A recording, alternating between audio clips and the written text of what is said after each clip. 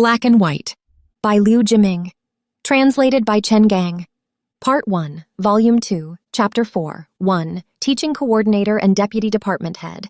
At the end of last semester's exams, Gu Zheng only scored 56 in Introduction to Constitutional Law. The two short answer questions that lost her the most points were, what is the May 4th Constitution? Please briefly elaborate on its basic connotation and significance. And why is the Napoleon Code considered to have laid the constitutional foundation for modern democratic countries? Just these two questions alone cost Gu Zheng 30 points. This was already the second time she had failed a compulsory course.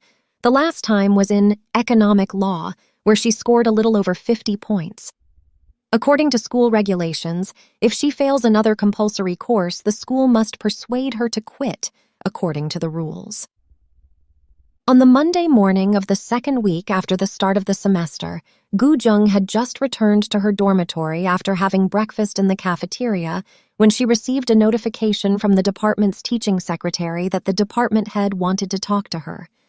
She checked her watch and saw that it was only half an hour before the scheduled time, so she hurried to the department office.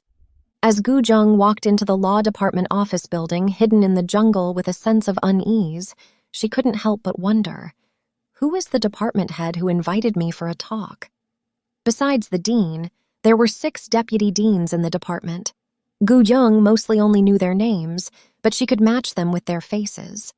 Some even had names she couldn't remember clearly. The teaching officer, a young woman who had just given birth, was sorting through a thick stack of reports in her office.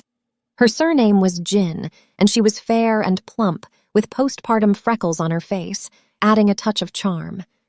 Secretary Jin usually dealt with students a lot, handling report cards, schedules, and other things, so she recognized most students. When Gu Zheng entered, she didn't even bother to raise her head, pointing up with her index finger and saying briefly, like sending a telegram, "Room 212 on the second floor, Deputy Director Tang. Go."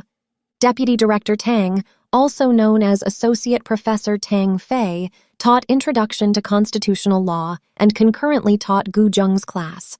Gu Zheng had always been afraid of dealing with strangers, and she was most afraid of having a conversation with a completely unknown department head. She felt slightly more at ease. A small white sign reading, Deputy Department Head's Office, hung on the doorframe of room 212. Gu Zheng knocked twice, but there was no response. The door was slightly ajar, and Gu Zheng gently pushed it open. There was no one in the room. There was no one in the room. Gu Zheng stood in the doorway and looked left and right when broken footsteps sounded behind her. She looked back and saw Deputy Director Tang carrying a bottle of boiling water, walking quickly from the stairway. "Teacher Tang!"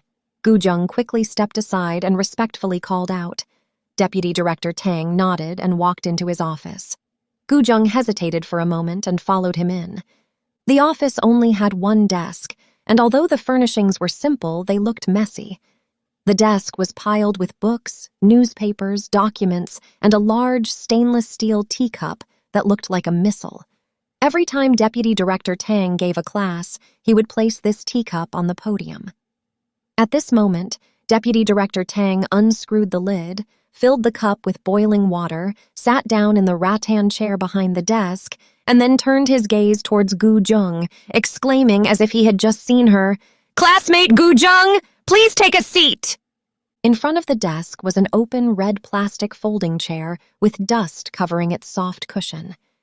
Gu Zheng didn't sit down, not because of the dust on the chair, but because she felt that it was appropriate for her to stand during a conversation with a leader as a student.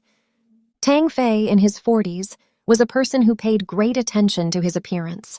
He always wore a suit and leather shoes when lecturing, and his tie was meticulously tied with an exceptionally bright color. Perhaps it's a habit formed from long-term lecturing, but his voice was a few octaves higher than ordinary people's. It's not too noticeable in the classroom, but it could be harsh when spoken at close range. Teachers tended to have a habit of being wordy and meticulous, which sounded like they were reading lines. However, all the students loved Tang Fei's classes. He really taught well. Among so many teachers in the law department, there were not many who could make a dull course interesting and attractive like Tang Fei. When Gu Zheng was unwilling to sit down, Tang Fei realized something and got up to take a cloth from the hook behind the door. He wiped the chair clean and muttered as he wiped, "I haven't been in the office for over a week, and there's so much dust. It's evident how poor the air quality is." After wiping twice, he still felt it wasn't clean enough, so he lowered his head and blew on the chair to check if any dust was left. Only after confirming that the chair was spotless did he straighten his back. Gu Zheng witnessed Tang Fei wiping the chair and felt a bit sorry for him. Her nervousness somehow disappeared, so when Tang Fei gestured for her to sit down again, she sat down on the chair that had been wiped to shine. But Gu Zheng never expected Tang Fei's opening remarks to make her heart tense again. "Gu Zheng, your college entrance examination scores are not low in the class, but why do your grades always rank at the bottom of the class after entering the school?" Deputy Director Tang asked in a reproachful tone, with a rather serious expression. "Director Tang, I'm sorry." Gu Zheng involuntarily stood up from his chair and said, "I've dragged the whole class down." "Don't be nervous." Tang Fei raised his hand to signal her to sit down, and a smile appeared on his serious face. "I'm not talking to you as the deputy department head today, but as a teacher and class teacher. Don't call me head, call me teacher," Tang Fei said kindly. "I'm not blaming you for dragging down the class. I'm talking to you to determine why your grades are falling. I don't want a student who was originally very talented to be eliminated for some other reason." Tang Fei's intention may have been to comfort Gu Zheng, but she felt even more uneasy after listening. She felt that Deputy Director Tang's words were clearly meant to convey a specific message. As expected, Tang Fei continued, "From your freshman year to the first semester of your sophomore year, your compulsory courses weren't always performed poorly. They were just inconsistent. In other words, it's not that your learning ability is poor, but rather that your learning state is unstable. For example, regarding the 2 questions that lost you the most points this time, as long as you had listened carefully to my lectures in the past, you wouldn't have been completely unable to solve them." Tang Fei's voice was quite calm and unhurried, sounding like a skilled doctor diagnosing a patient's condition. "I've talked to Secretary Jin about this. Before you entered the university, you applied for the Chinese department, but the school made a last-minute adjustment to transfer her to the law department. I know you love literature, and most of your elective courses are in the Chinese department. You are also a member of the Lang To Sha Literary Club, and I've heard that your poetry is quite good. As a university student, having a wide range of interests is a good thing, not a bad one, but you always need to distinguish between primary and secondary interests. You can't put the cart before the horse, right?" Deputy Director Tang said persuasively. "No matter how high your elective scores are or how good your poetry is, they can't replace the compulsory courses. When it comes to awarding degrees at graduation, compulsory courses are still the main focus." He paused here, seemingly weighing his words. "I've reviewed your file. Your parents passed away when you were very young, and it's your brother who has been supporting you through school. Your high score on the entrance exam from Chuzhou Middle School to Dongjiang University proves you have excellent talent. You can't ruin your future because of your hobbies. In my experience, hobbies are hobbies, and majors are majors. The two cannot be confused. Take your love for literature as an example. Mr. Fuwei once said something to the point. Whether you are a writer or a poet, you can only be first-rate. There is no place for second-rate or third-rate literati in the literary world and society. But how many truly first-rate literati have there been since ancient times? Actually, when I was young, I also loved literature and dreamed of becoming a writer or poet. But neither literature nor poetry can be used as food. From the perspective of career choice, the law department is much better than the Chinese department. At least it can guarantee you the opportunity to become a judge or lawyer after graduation. You may not know how respected judges and lawyers are in society nowadays. Classmate Gu Zheng, do you understand what I mean?" Gu Zheng seemed to understand, but also not understand, and she murmured uneasily, "But Teacher Tang." Before she could continue, Tang Fei glanced at his watch, stood up from behind his desk, and loosened the red diamond-patterned tie around his neck. "I have to go to the academic office. Let's talk about this until here." With a friendly and natural demeanor, he walked over from behind his desk, extended his hands, gently pressed on Gu Zheng's shoulders, and supported her back as they walked towards the door. As they stood shoulder to shoulder, Gu Zheng felt that he was about the same height as her. Arriving at the door, Tang Fei paused, pulled a business card out of his pocket, and handed it to Gu Zheng. "If you encounter any difficulties or problems in the future, feel free to reach out to me," he said with a sense of resignation as he spread his hands. "Since I'm also your homeroom teacher, no matter how busy I am, I can't ignore you." "Thank you, Teacher Tang." Gu Zheng took the business card, bowed to Tang Fei, and turned around to leave in a bit of a hurry. She could still feel Tang Fei's gaze trailing her as she descended the stairs. When passing by Secretary Jin's office, Gu Zheng was stopped by her. "Did Director Tang finish talking to you so soon?" she asked casually, lifting her head from a pile of rosters. "Teacher Tang has something to attend to and needs to go out," Gu Zheng said. Since they were standing very close, she could clearly see the few freckles on the face of Secretary Jin, and she smelled a pungent perfume mixed with makeup on her body. Gu Zheng had read in a magazine that it was not advisable for women to wear makeup during lactation, as it could be harmful to the baby. She hesitated whether she should remind Secretary Jin when she heard the other party say, "Among the several deputy directors in the department, Director Tang is the busiest. He is so busy that he can't even put his feet on the ground every day, let alone take care of his family affairs." The voice of Secretary Jin was very low, and as she spoke, she looked outside the office as if afraid someone might hear her. The tone in which Secretary Jin said this was somewhat strange, but Gu Zheng couldn't quite put her finger on what was odd about it. She once again smelled the mixed scent of perfume and makeup on Secretary Jin. 2. Christmas Dance Party. Since Deputy Director Tang's talk, Gu Zheng hadn't participated in the activities of the Longtou Sha Literary Club for half a semester. Even when Li Hung asked her to serve as the duty editor for the new issue of La Hung Tou Sha, she refused because she was busy with homework. Gu Zheng's daily routine consisted of 4 points: dormitory, cafeteria, classroom, and library. Her efforts paid off. During the midterm exams, her average scores in the 4 compulsory courses were all above 85, and her ranking in the class jumped to the top 5. During a class meeting, Tang Fei personally attended the meeting and praised Gu Zheng by name.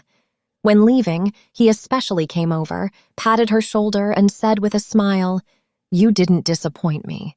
Deputy Director Tang's kind gaze and warm palm made Gu Zheng somewhat excited. However, Tang Fei's palm lingered on her shoulder for too long, causing her body to feel uncomfortable. She even detected a familiar scent from him, a scent she had once smelled on Secretary Jin. Time flew, and Christmas was coming soon. People didn't know when it had started to become popular on college campuses. Whenever Christmas approached, various clubs competed to hold various festive activities. Souvenirs such as Christmas hats and Christmas trees were everywhere in the shops and roadside stalls on campus. The Longtou Sha Literary Club was not to be outdone and was preparing to jointly host a Christmas dance party with the writers' class. This event was being orchestrated by Li Hung, who had requested that every member of the literary club not be absent. Gu Yung originally didn't want to participate. She had never been interested in dancing, and her dancing skills were limited to the level of a basic literacy class. When she first entered college, she participated in a ballroom dancing class out of curiosity, but she quitted halfway through. She didn't know any tango, rumba, or other dances besides simple 4-step and 3-step dances. During her freshman year, Gu Zheng participated in 1 or 2 weekend dances held in the Osman Thos Garden cafeteria, encouraged by her roommate. College students themselves organized these dance parties, and the sound equipment and venue were relatively rudimentary. In addition to students, many people from outside of the campus also attended. On one occasion, a well-dressed fat man asked Gu Zheng to dance. Judging from his suit and leather shoes, she knew he was from outside. His dancing skills were even worse than Gu Zheng's, and he stepped on her foot as soon as he started dancing. In fact, that person wasn't there to dance at all. After dancing for less than 2 minutes, one of his hands began to move restlessly on Gu Zheng's back, and his body kept leaning forward. His mouth was like a big bellows, emitting a strong smell of alcohol. In the end, he recklessly hugged Gu Zheng tightly and tried to kiss her. Gu Zheng used all her strength to push the man away and ran outside the dance hall to vomit. Li Hung had also experienced similar incidents. "That guy wanted to take advantage of me, so I gave him a solid slap," Li Hung said with contempt on her face. "These people rely on making a few stinking dollars to run around campus like flies, hunting for beauty. They are just a bunch of pigs." Since then, Gu Zheng never participated in any dance parties in school again. The Christmas dance party is specially approved by the school and will be held at the Graduate Club. It's definitely a high-end event. Both Song Shou Fan and Lang Tao are going to attend. I'm the chief host. Wouldn't it be unfriendly of you if you didn't come and support me? Li Hung said. The temptation, coercion, and encouragement were first-rate tactics.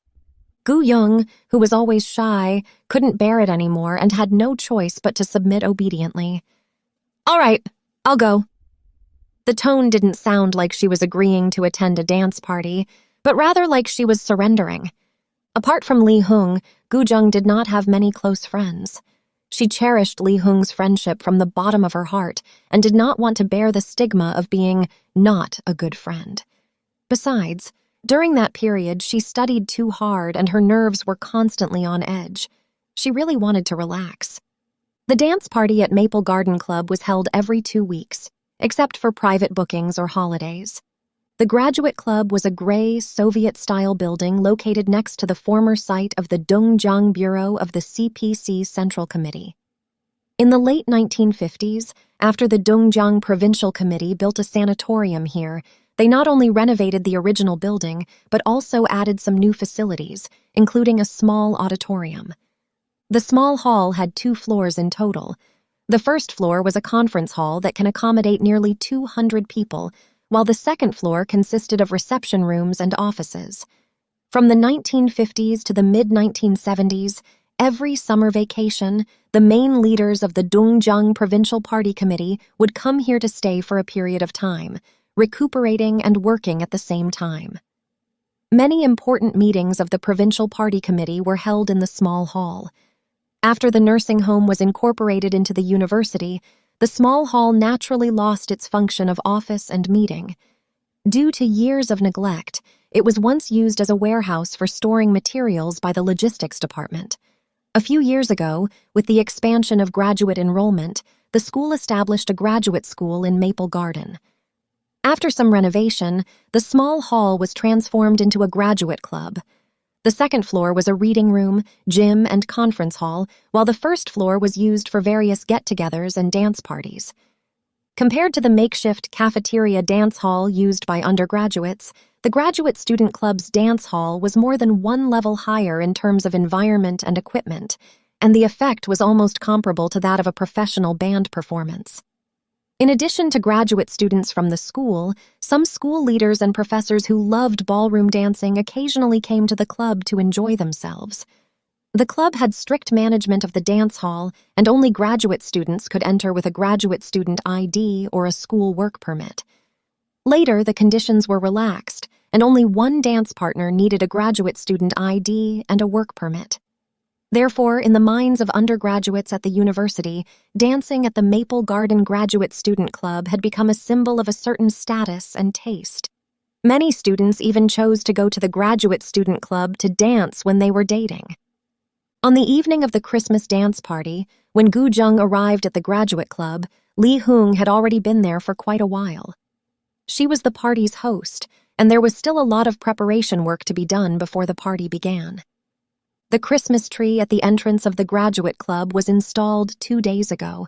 It is adorned with a dazzling array of small colored lights, dozens of which are of various sizes and shine like stars, creating a rich Christmas atmosphere. More and more people entered the dance hall, mostly members of the Long To Sha Literary Club and students of the writers' class. Of course, there were also a few specially invited guests, including Song Shoufan and Lang Tao.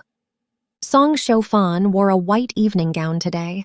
Her graceful figure and elegant demeanor bestowed upon her a mature woman's unique charm. It's admirable enough for a woman to become a famous writer. Still, if she also possesses beautiful looks and a noble temperament, it inevitably makes many of the same sex envious. Song Shoufan was such a woman. As she walked in with her graceful gait, the originally noisy ballroom suddenly fell silent. People's gazes involuntarily turned towards her, making her feel like she was standing under the spotlight in the center of the stage, instantly becoming the protagonist of the entire ballroom. Song Shoufan and Lang Tao entered the dance hall together. Lang Tao didn't dress up deliberately today. He wore a beige casual suit, and his hair was still messy as usual. When he walked into the dance hall with one hand in his pocket, just like he usually did when entering a classroom to teach, the scholarly reserve and the artist's ease were curiously mixed together on him. He looked more charming than when he was lecturing in the classroom.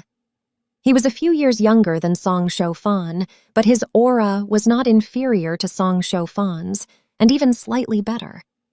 This could be related to Lang Tao's background of becoming famous at a young age and studying abroad.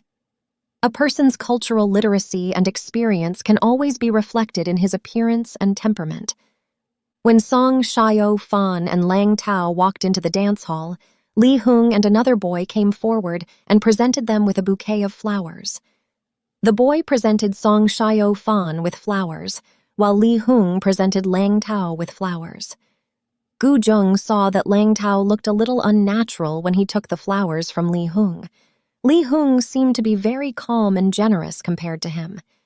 This seemed to be somewhat inconsistent with their respective ages and statuses. Li Hung later told Gu Zheng that presenting flowers to Song Shoufan and Lang Tao was a special performance, she added on the spot. Her intention was twofold. Firstly, to highlight the special status of the two individuals, and secondly, to emphasize her relationship with Lang Tao. However, the effect might have been just the opposite. Gu Zheng felt that if this were a wedding, Song Shoufan and Lang Tao would have seemed more like a couple, while Li Hung would have been more like a bridesmaid. She believed that not only did she think this way, but many others would have felt the same way as well. The subsequent situation confirmed Gu Zheng's impression. After Song Shoufan and Lang Tao entered the dance hall, the music began to play How Wonderful the World Is, Street Fighter, Nightclub Girl. The works of the Rolling Stones, romantic, passionate, wild, and rebellious, even those who didn't understand music would have their hearts racing, as if every cell in their body was on fire. Grandma's Peng Hu Bei, Childhood's Sweet Honey, If You Want to Sell Wine Without Me, these popular Hong Kong and Taiwanese pop music that swept the mainland also had many fans on university campuses. The sound effect was indeed good, especially the dynamic percussion. Every drum beat seemed to hit the listeners' hearts, making them involuntarily drawn into the rhythm of the music. The lighting was also good. The spherical light in the center of the dance hall kept spinning, and the colorful light spots spread throughout every corner of the dance hall, creating a dreamy atmosphere. As many had anticipated, Lang Tao took the lead in inviting Song Shoufan to dance the first dance. Subsequently, Lang Tao danced several dances with Song Shoufan in quick succession. Both of them were first-rate dancers, performing the tango, rumba, waltz. Their performances were almost like a show, eliciting rounds of applause. Some people even involuntarily released their dance partners and stopped to admire their wonderful performances. Li Hung was obviously a bit disappointed. Due to the confusing lights in the dance hall, Gu Zheng couldn't see the expression on her face clearly, but she could tell from the fact that Li Hung had rejected 2 writers' class students who had asked her to dance. Gu Zheng also rejected the invitations from 2 people, one from a literary club member and the other from a writer's class student. Gu Zheng refused because she really didn't like dancing, while Li Hung did it purely out of spite. Today's Li Hung was elegant and radiant, not inferior to Song Shou-fan, and she deserved to be the undisputed protagonist of the ball, Gu Zheng thought. Moreover, Li Hung had put much effort into today's party. In a sense, the real purpose of hosting this party was for her and Lang Tao. As a friend, Gu Zheng secretly felt that Li Hung was treated unfairly. So, she walked over and held Li Hung's hand. Li Hung's hand was ice-cold as, stood in the corner, silently gazing at the colorful dance hall like an outsider. At that moment, two people suddenly appeared out of nowhere and, as if on cue, simultaneously invited Gu Zheng and Li Hung to dance. Gu Zheng recognized one as Waheng Sheng and the other as Du Wei. Gu Zheng was somewhat surprised. "You guys, Waheng Sheng and Du Wei are both authors of Lang Tao Sha, and I invited them to participate," Li Hung said casually, assuming Gu Zheng didn't know them. At the same time, her eyes were still fixed on Lang Tao and Song Shou-fan dancing gracefully in the center of the dance hall. At this moment, the song ended, and Lang Tao and Song Shou-fan walked off the dance floor. "Oh, we're from the same hometown." Gu Zheng had not finished speaking when Li Hung suddenly left them and sprinted towards Lang Tao at the speed of 100 meters. The speed and posture of her running made it seem as if she was not going to invite her beloved to dance, but rather like she was rushing headlong towards the battlefield to kill enemies. When another jazz dance track, Useless Love, began to play, Li Hung, under the watchful eyes of everyone, took Lang Tao's arm and walked towards the center of the dance floor. Gu Zheng stared blankly at this dramatic scene, stunned. At that moment, she heard someone say, "Gu Zheng, may I have the pleasure of dancing with you?" She withdrew her gaze as if waking from a dream and saw Du Wei mimicking a Broadway play, with one hand on his chest like a gentleman and the other extended in front of her. Both his movements and expressions seemed exaggerated. Meanwhile, Waheng Sheng, who had been with Du Wei just moments ago, had vanished. Gu Zheng hesitated for a moment and handed her hand to Du Wei. 3. Li Hung. Li Hung had fallen deeply in love with Lang Tao. Li Hung was a precocious girl. In middle school, she became fascinated with novels by Qiang Yao and San Mao. Most of the quotes she copied in her diary were about love, such as "Love is selfish and exclusive." Love is such a thing that even the most barren land cannot wither it. As long as the purpose is for love, doing anything is right. And so on. Her sexual awakening also came earlier than most girls, with her first menstruation arriving at the age of 12. At that time, Li Hung's parents were just entering middle age and were in the heyday of their careers. They were too busy. Her father was the general manager of the Dongjiang boiler factory, managing thousands of people.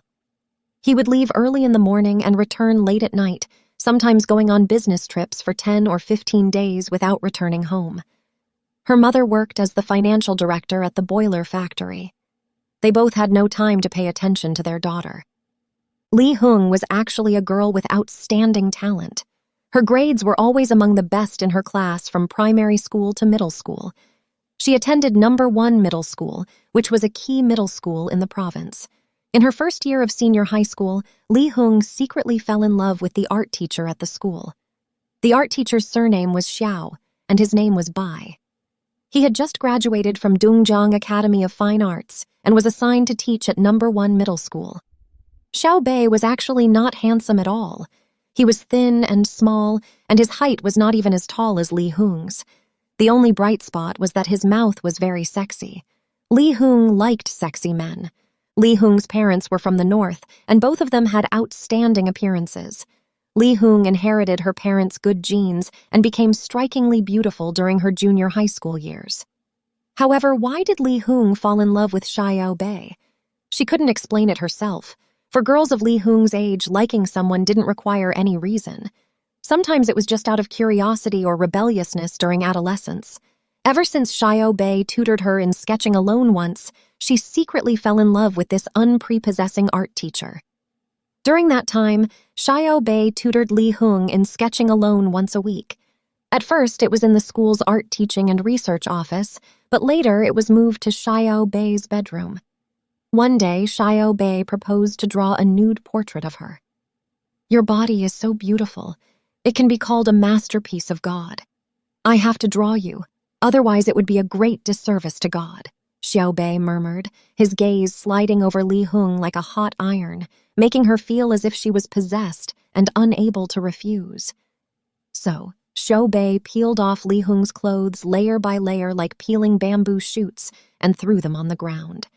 When Xiao Bei's sexy lips and Li Hung's equally sexy lips glued together, Li Hung felt her body melting like a snowflake. Soon, Li Hung and Xiao Bei's secret romance was discovered by her parents. One day, while tidying up the room, Li Hung's mother found a stack of sketches in her writing desk drawer, all of which were nude drawings of Li Hung. She told her husband about it, and the two of them sensed the gravity of the situation from the small details. So, they took the stack of sketches to the #1 middle school and traced the clues, discovering their daughter's romance with art teacher Xiao Bei. Middle schools strictly prohibit teachers and students from dating, and any such relationships discovered will be dealt with seriously. Soon, Xiao Bei was expelled from the school. Li Hung's parents also arranged for her to transfer to the province's affiliated high school of Dongjiang University, a key middle school. Moreover, when applying to Dongjiang University, students could enjoy a 20-point priority in admission. Due to the shadow of puppy love, after being admitted to Dongjiang University, Li Hung didn't immediately immerse herself in another passionate romance. Whenever she saw those naive-looking girls around her with their boyfriends, engrossed in their intimate moments, a feeling of having been through it all would cross her mind. Li Hung's family background and personal temperament gave her an almost innate sense of confidence or superiority, which inevitably made her have a higher taste in men and life than many other girls. Li Hung became much more mature after experiencing puppy love in middle school. She seemed to have a clear vision for her future love and career and was not in the least bit anxious.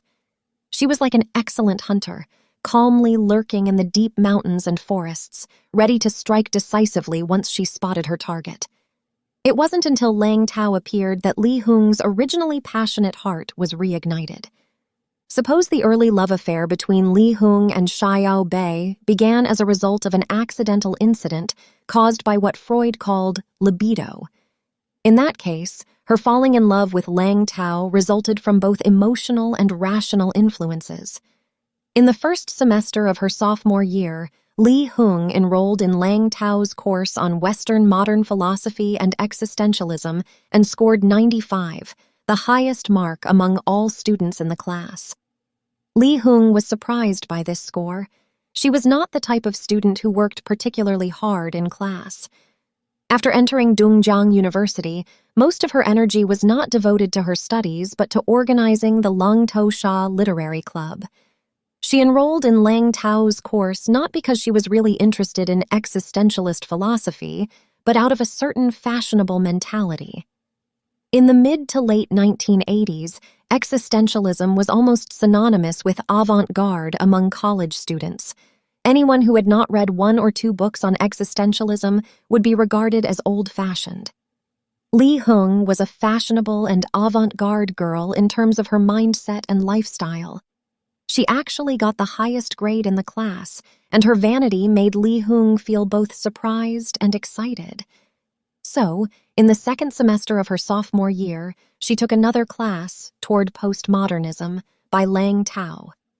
Jemison, Said, Huntington, Foucault, Cahill, Ayn Rand, Heidegger, Sartre, Freud, Arendt, Beauvoir, The Third Wave, The Theory of Man, Being and Nothingness, Being and Time, and The Second Sex. These novel and avant-garde concepts or book titles emerged from Lang Tao's mouth like a heavy bomb that bombed Li Hung's mind, making her feel dizzy, stimulated, and excited. Li Hung was gradually attracted to this young professor who had just returned from studying abroad. But at that moment, she did not realize that she would fall in love with Lang Tao, and it was out of her control. It all started with that lecture on the new fourth building. After a lecture that night, Li Hung walked out of the new fourth building with Lang Tao. She had listened to Lang Tao lecture many times before, but felt that none of the previous lectures had been as successful as this one. In her heart, Lang Tao's image had never been so radiant as it was now. Although she was usually as proud as a princess in front of everyone, in front of Lang Tao, she was as humble as Cinderella. Yes, she had unconsciously regarded Lang Tao as her Prince Charming. "Walk with me for a while." Lang Tao's casual tone sounded like an invitation and also like an order. Li Hung felt she had been waiting for long and involuntarily leaned closer to Lang Tao. Lang Tao hesitated slightly and extended his arm to embrace her. They soon entered the lovers' forest by crossing the small square in front of the gymnasium. The autumn night was very cool, and autumn insects could be heard coming from the woods by the roadside. The moonlight shone down from the dense branches, adding a dreamy color. If Heidegger knew that his doctrine had so many sympathizers in China, how happy he would be. Lang Tao seemed not to have yet emerged from the lively atmosphere of the lecture and was immersed in a joyful mood. Then he began to tell Li Hung about his experiences studying and traveling in West Germany. "One winter vacation, I traveled alone from West Germany into Austria, carrying only 2 German books in my suitcase, Heidegger's The Way Home Through the Trees and The Life of Heidegger. The winter in Austria was freezing, and the snow-covered Alps seemed like a jade dragon wrapped in white armor. Although the train had ample heating, the bright white light shining through the train window still made me feel a chilling cold. After getting off at a small station on the border between West Germany and Austria, I stayed in an alpine hotel surrounded by snow. The majestic alpine peaks shone brightly in the sun. The forests at the foot of the mountains, frozen rivers, and frozen railway tracks resembled a famous oil painting displayed in a museum, reminding me of Hölderlin's poem.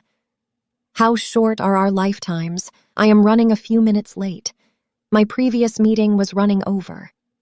We watch and count our years, but the years of the people, I will schedule some time for us to connect. Could it be that a mortal eye has seen them? Have you seen them? Hölderlin was Heidegger's most revered poet. For the emotional Li Hung, Lang Tao's experience was more fascinating than Heidegger's. Heidegger still seemed a bit abstruse to her. Unlike existentialist philosophy, Li Hung seemed more interested in Heidegger's personal life and love. "Tell me about Arendt. Didn't they love each other very much? Why did they break up in the end?" Li Hung's question seemed a bit inappropriate. At the end of the lecture, Li Hung saw someone asking this question in a pile of notes, but Lang Tao didn't answer. This made her curious. A master like Heidegger, let alone ordinary women, even for a woman like Arendt, who is also very outstanding herself, is like a monument. Leaving him is not a bad thing. Lang Tao's answer was obscure and full of philosophical implications, but Li Hung did not understand its meaning. Li Hung and Lang Tao arrived at the Pavilion Evergreen, a diamond-shaped open space framed by stone pillars covered with dense grapevines. The literary club had once held poetry recitals here. Leaning against a stone pillar, Li Hung pondered Lang Tao's earlier question. Why do people want to build monuments? Which is happier, loving a monument or loving a person? Lang Tao seemed amused by her words and smiled faintly. "It's easy to understand a person's pain, but the pain of the monument is not something ordinary people can comprehend." Li Hung felt that Lang Tao's words were still so obscure. This made her realize once again that she lacked a philosophical mindset. "But I love you." Li Hung closed her eyes.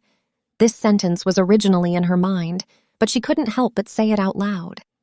At that moment, Lang Tao and Li Hung stood face to face.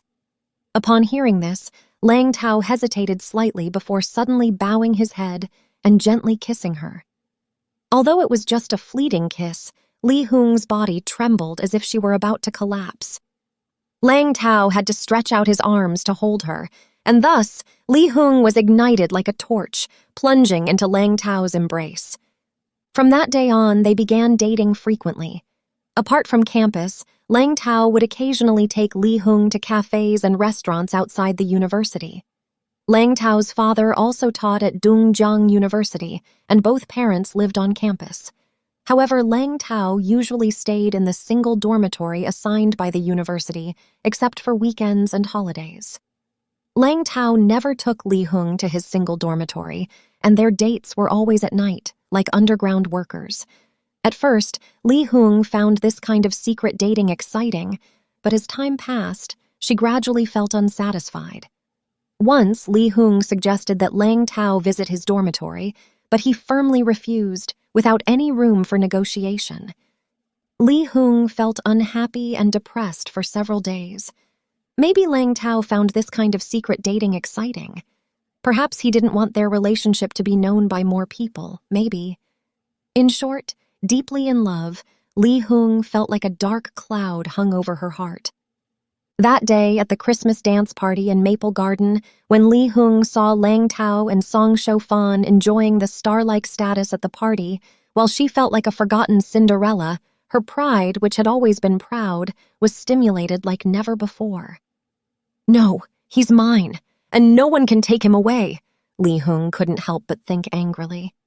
So, she took advantage of the intermission to push through the crowd, walked up to Lang Tao and Song Shofan, and held Lang Tao's hand under everyone's eyes.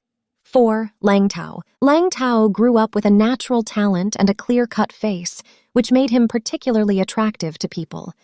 But compared to his precocious intelligence, his love index was very low.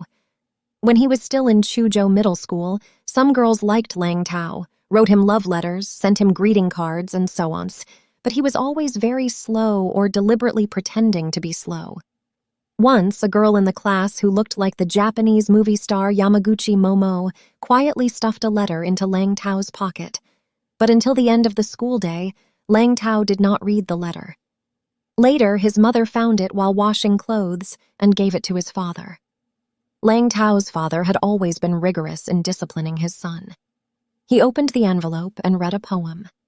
"This, a heartbeat of the day, has finally come. The sigh-like approaching footsteps of your night. I hear not the forest leaves and the night wind whispering, the thin, broken hooves of the elk galloping across the mossy path. Tell me with your silver bell song, are you the young god of prophecy?" At that time, Lang Tao's father, Lang Yongliang, was still teaching in the Chinese department of Chuzhou Teachers College and was an expert in the history of Chinese literature. He naturally knew this was He Qifang's early masterpiece, Prophecy. Although the poem expresses the poet's inner anguish, from the graceful handwriting and the fragrant light blue letter paper, he immediately guessed that this must be a love signal sent by some girl to Lang Tao. Before opening the letter, his son had obviously not seen it. Lang Yongliang secretly withheld the letter until Lang Tao was admitted to Dajiang University with the highest score in the city. Only then did Lang Yongliang give the letter to his son. He initially thought his son would be angry, but unexpectedly, after reading it, Lang Tao didn't say a word, just smiled and threw the letter into the trash can. Seeing his son's action, Lang Yongliang felt relieved. Lang Yongliang had always had high expectations for his son. From primary school to middle school, Lang Tao's grades consistently ranked at the top of his grade, and he even won first place in a city-wide essay competition. Lang Yongliang set the goal for his son's college entrance examination to Peking University and Dajiang University. After graduating from Peking University, Lang Yongliang was assigned to teach in the Chinese department of Dajiang University. He became a leading figure in Chinese literary history research in his 30s. In the mid-1950s, he served as the deputy director of the Chinese department. If he had not been labeled as a rightist during the anti-rightist campaign later on, his future would have been unlimited. Lang Yongliang, who had fallen from the peak of his life to the bottom, was transferred from Dajiang University to teach at Chuzhou Teachers College. Along with Lang Yongliang, a rightist mathematician, was also transferred to Chuzhou Teachers College. At that time, Chuzhou Teachers College was merely a specialized teacher training institution. The sudden downgrade from a prestigious university to such a place must have left Laheng Yongliaheng feeling deeply depressed. The tradition of Chinese intellectuals had always been to focus on personal integrity when in adversity and to contribute to the world when successful. Therefore, after falling from the center to the edge, Laheng Yongliang gradually became optimistic and content with his lot in life, finding joy in the present situation. He immersed himself in the philosophies of Laozi and Zhuangzi, seeking contentment and freedom and finding his joy in life through his family's happiness. After the birth of his son, Lang Tao, Laheng Yongliang devoted all his energy to raising him. Lang Tao was able to recite 300 Tong poems at the age of 3 and could recite Zhuangzi's Free and Easy Wandering backwards. The extraordinary talent displayed by his son during his childhood made Laheng Yongliang see the ideals that had been lost during his youth. In 1977, when the college entrance examination system was just restored, Laheng Yongliang made advanced plans, setting Puqing University and Dongjiang University as his son's goals for the college entrance examination. This was perhaps not unrelated to a compensatory mentality for his unfinished business. Lang Tao indeed lived up to his father's high expectations. After graduating from Dongjiang University, he was admitted to a government-funded study abroad program and went to study in West Germany. A few years later, he became a prominent new star in the international Heidegger research field. Professor Bill, the head of the philosophy department at Marburg University, was a disciple of Heidegger and an authority in the international Heidegger research community. He once highly praised Lang Tao's doctoral thesis. Mr. Lang Tao, through his thesis, has delved deeply into the study of Heidegger's thought, exploring its separation and unfolding and discovering its hidden connections. Professor Bill greatly admired this young and intelligent Chinese youth and hoped he could stay at Marburg University as an assistant professor, specializing in Heidegger research. For Lang Tao, this was indeed a rare opportunity. In the early 1980s, many Chinese people like Lang Tao studied in Western countries, but those who had the chance to obtain a teaching position in mainstream research institutions were rare. Lang Tao, almost without hesitation, agreed to Professor Bill's proposal and wrote to his father about the news. However, he received a letter from his father during that winter vacation. The content of the letter was sincere, and the attitude was evident. Tao Air. The current situation in China is excellent, and the environment for intellectuals has dramatically improved, with them being highly valued. Your uncle He has just taken up the position of president of Dongjiang University.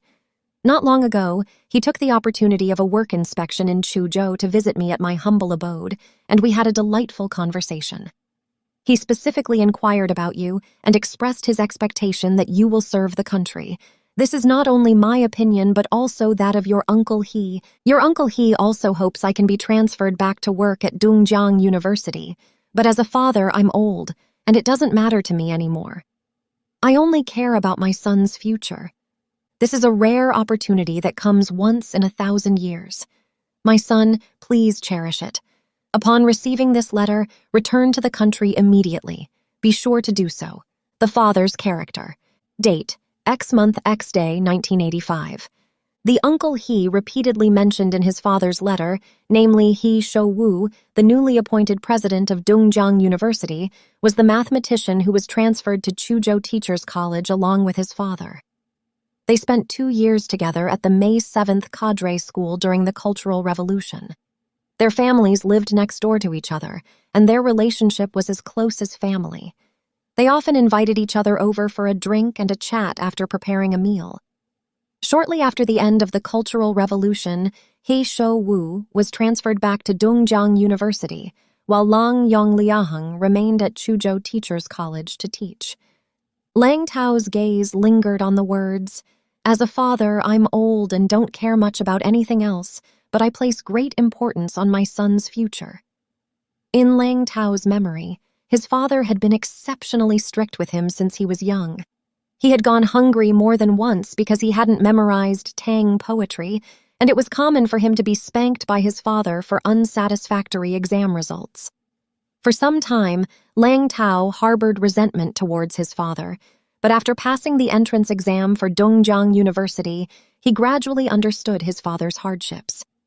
Now, facing the neatly written regular script on the letter, Lang Tao's eyes floated to his father's clear and lean face, his already graying temples, and Uncle He, who often got drunk with his father in the faculty housing of Chuzhou Teachers College. 2 months later, Lang Tao returned to China and was exceptionally promoted to professor at Dajiang University's Department of Philosophy, despite having worked there for less than a year. At that time, Lang Tao was just 26 years old, and there were only a handful of professors of his age in the country. 1 year later, Lang Tao's father, Laheng Yong Liang, was also transferred back to the Chinese Department of Dajiang University from Chuzhou Teachers College.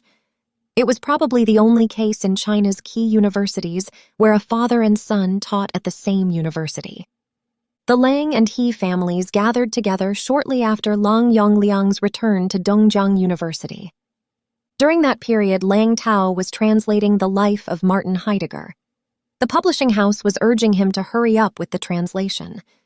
Except for going home to have a meal with his parents on weekends, he locked himself in his single dormitory every day to translate that book. He was so busy that he felt overwhelmed. He asked his father if he could not go. Upon hearing this, Lang Yongliang shook his head like a rattle. "No, today is the first gathering after you and Uncle He returned to Dajiang University. Besides, President He has put so much effort into transferring you back to Dongda. Aren't you going to thank him in person? You just came back from abroad not long ago. You must still pay attention to traditional Chinese interpersonal communication and etiquette." Father spoke with such conviction that Lang Tao could no longer find a reason to refuse. It was evident that father attached great importance to this gathering. Not only did he dress up like it was New Year's Day, but he also ensured that mother was well dressed. Although Lang Tao's mother, Qi Shizhen, was not very educated, she was a sensible, virtuous, and gentle woman. She usually devoted herself to serving her husband and son at home, obeying her husband's every word and rarely having her own opinions. She used to work as an accountant in the logistics department of Chuzhou Teachers College. After following her husband back to Dajiang University, she continued to work in the logistics department. Father asked Lang Tao to bring 2 bottles of high-end Riesling wine and specifically instructed him to pack them in 2 gift bags. Riesling was one of the most famous wines in West Germany, and Lang Tao made a special trip to the Egelhof winery to purchase it before returning to China. "Why do we need to bring 2 gifts?" Lang Tao was somewhat puzzled. "Perhaps there's another one." Lang Yongliang was evasive, not specifying which one, sounding mysterious.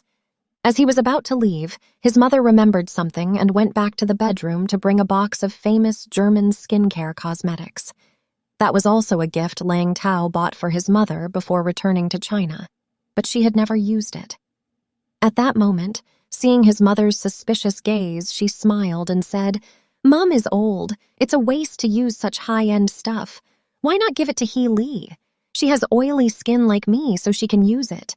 Besides, you two used to play together as children, like siblings. You've been abroad for a few years. Shouldn't you bring her a gift when you return?" He Li was the principal's daughter and was 2 years younger than Lang Tao. After hearing his mother's words, Lang Tao felt it made sense. But for himself, since going abroad, he had almost forgotten this neighborhood little sister. 5. Memories of Cadre School. The family gathering place for the Lang and He families was at the reception center of Dajiang University. The reception center, built 2 years ago, integrates accommodation, catering, and conference halls. The facilities were designed according to the standards of high-end hotels, mainly for hosting various conferences and academic exchanges. The restaurant consisted of 2 floors. The first floor was a dining hall accommodating over 200 people, while the second floor featured private rooms, which were more suitable for private gatherings. Due to the elegant environment and distinctive dishes, not only did people from the university often come here for meals, but many people from outside also flocked here. It was always crowded, especially the private rooms on the second floor, which usually require booking 2 days in advance. Otherwise, you can only dine in the lobby on the first floor. The private room had been reserved by Long Yongliang 2 days ago. Although he was 1 year older than He Shouwu, the two often called each other brother, but that was in the past. Now, He Shouwu was the president of Dongjiang University, and his identity and status were obviously different from before.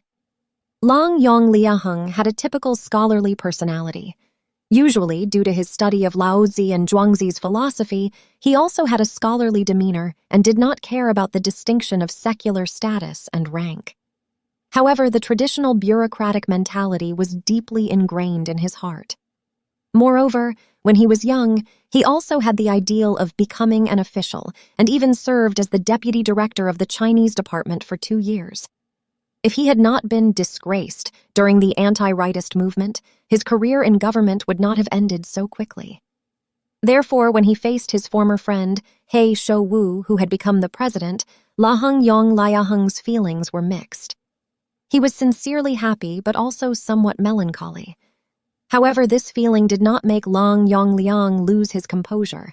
For example, the gathering between the Leng and He families, from the timing to booking the restaurant and other trivial matters, was all arranged by Long Yongliang. Friendship aside, he could not let He Shouwu, head of a school, lose his dignity. Moreover, he proposed this gathering, and it was named a thank you to He Shouwu for his great help in his transfer back to Dongjiang University. In fact, there was another intention. When Long Yongliang and his family of 3 arrived at the reception center, it was just 5:30, nearly half an hour earlier than the appointed time. Laheng Yongliang also carefully planned this. He and his son Lang Tao are now subjects of He Shouwu, and they couldn't let the esteemed principal wait for them. Moreover, He Shouwu told him over the phone this morning that Song Chen-kun might come to attend tonight's gathering. Coincidentally, Governor Song came to our school for research work yesterday afternoon, and I casually told him that you have been transferred back to the university. There will be a gathering between our 2 families tonight. Governor Song was pleased when he heard that and said that the 3 of us were once comrades in arms in the May 7th Cadre school. When your 2 families gather, you can't leave my family out. I quickly said that if you can come, Professor Lang and I would be more than happy to welcome you. He Shouwu stopped here, but Long Yongliang couldn't hold back his impatience and urged, "Make it clear, Governor Song. Is he coming or not?" He Shouwu said, "Governor Song has to attend a banquet hosted by the Provincial Foreign Affairs Office to receive foreign guests this afternoon. He will try to decline." Putting down the phone, Long Yongliang stared blankly in the study and couldn't help but recall those days spent in the May 7th Cadre school more than a decade ago. Long Yongliang and He Shouwu met Song Chen-kun at the May 7th Cadre school. At that time, as the first batch of students from Chuzhou Teachers College, they went to the May 7th Cadre school at Nayahengzu Lake for labor training. Nayahengzu Lake was the largest freshwater lake in Dongjiang Province, with vast waters, misty waves, and lush reeds, creating beautiful scenery. However, since the large-scale reclamation of the lake for farmland in the mid-1960s, the water area had shrunk significantly, and vast stretches of rice paddies had replaced the original lake and mountain scenery.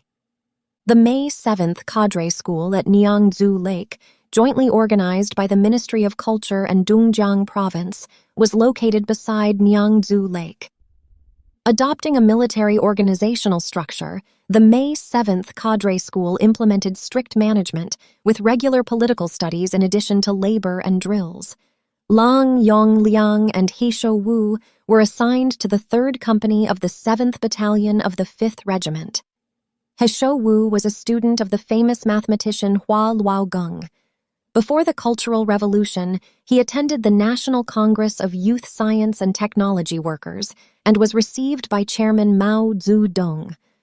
Although he was classified as a rightist, he still retained his party membership, so he was appointed as a company commander. The main labor tasks at the Cadre school included land reclamation, dredging, rice seedling planting, and rice harvesting. On hot days, they went to the fields on an empty stomach at 4 or 5 o'clock in the morning. At 7, meals would be delivered to the fields. After everyone had finished breakfast, they would work until noon before taking a break. At dusk, they went back to the field to work until nightfall. When the Cadre school was first established, there weren't enough houses, so Long Yong Liang and He Shou Wu's third company borrowed rooms from fellow villagers. However, they couldn't stay in the villagers' houses for long and needed to build their own quickly. However, building a house required bricks, and most Nayaheng Zhu Lake residents lived in adobe houses. Removing adobe was a heavy task. Next to the third company was the fifth, composed of experts and celebrities from the Ministry of Culture and the Academy of Social Sciences, such as Feng Yulan, Qian Zhongshu, and I Ching. Once Long Yongliang saw a small old man with glasses who was unsteady on his feet while removing an adobe block and fell down. He recognized the man as the famous scholar Qian Zhongshu and quickly went over to help him up. Seeing that his forehead was scraped, Long Yongliang wanted to take him to the Cadre school health station. However, Qian Zhongshu waved his hand and said calmly, "It's okay, it's just a scratch," and then went back to removing the adobe. Before the liberation, Long Yongliang had read Qian Zhongshu's Fortress Besieged in middle school, and when he participated in the Literary Criticism training course, organized by the Institute of Literature of the Chinese Academy of Social Sciences in the 1950s, he even attended one of Qian's lectures. Originally, Laheng Yongliang felt deeply aggrieved and indignant about being assigned to the Cadre School for Labor Reform, and he was listless when participating in labor and learning. Now, seeing that the famous Qian Zhongshu was also laboring and exercising at the Cadre school like himself, and with such a calm attitude, he felt much relieved. Soon, the third company moved from the homes of the local people into newly built dormitories at the Cadre school. Winter arrived, and the weather became colder and colder.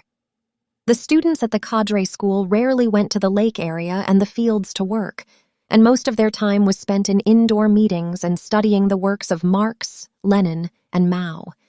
In his spare time, Laheng Yongliang would take out the Tao Te Ching and South Lake a Sutra that he brought from home to read.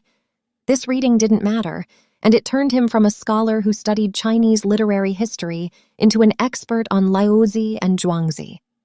One day it was raining. He was sitting on the dormitory's large bunk bed, wrapped in a quilt, reading the Tao Te Ching with the mysterious concept of 1 gives rise to 2, 2 to 3, and 3 to all things filling his mind. Suddenly, he saw the dormitory's door curtain lifted, and He Shou Wu walked in with a rolled-up luggage from outside, followed by a person in his 50s wearing a gray Cadre uniform with messy hair and a somewhat down-and-out look. But there was an indescribable demeanor between his eyebrows. This demeanor, Long Yongliang had seen it on the leaders who often sat on the podium. "Yongliang, this person. The higher authorities have arranged for him to undergo reform in our company, and the company department has decided to arrange for him to live with you," He Shou Wu said, throwing the rolled-up luggage in his hand onto the bunk bed next to him. The person personally brought to the dormitory by the company commander was definitely no ordinary character. After He Shou Wu had left, Long Yongliang engaged in a few words of conversation with the visitor. When he heard the other person mention his name, he was almost taken aback. Song Qin-kun. This person was an important leader in Dongjiang province before the Cultural Revolution, but he was overthrown at the beginning of the Cultural Revolution. The crime announced in the newspaper was traitor. How did he appear here today? Fa Tsing Long Yongliang's puzzled gaze, Song Qian-kun remained silent. Although they lived in the same dormitory and shared a bunk bed in the following period, Song Qian-kun rarely talked about himself. Sometimes, when he saw Laheng Yongliang quietly reading the Tao Te Ching and South Lake a Sutra, he would chat with him about Laozi and Zhuangzi with interest, casually reciting a line from "Who knows the joy of fish if you're not a fish?" Laheng Yongliang seemed to glimpse his deep-seated emotions. He knew that Song Qian-kun was a leading cadre with a cultural background and was skilled in writing and painting. In the early 1950s, he even published a novel titled The Majestic Song of the Great River, which depicted the underground struggle before the liberation of Dongjiang Province. Before the Cultural Revolution, he served as the Minister of the Propaganda Department and Secretary of the Secretariat of the Dongjiang Provincial Party Committee. His cultural literacy was clearly unmatched by ordinary senior Communist Party officials. Secretary Song, I read your The Majestic Song of the Great River in college. Lang Yongliang's words were not flattery, but came from the bottom of his heart. However, Song Qianqun waved his hand and said, "This is also one of my major crimes, which has already been criticized to death by the workers, peasants, soldiers, and Red Guard young soldiers. You are welcome to continue bombarding me." Lang Yongliang said self-deprecatingly, "We're both in the same boat. I'm also a monster." Hearing him say this, Song Qianqun's face showed a rare smile. From then on, the distance between them seemed to have narrowed slightly. One midnight, Laheng Yongliaheng was suddenly awakened by a loud cry.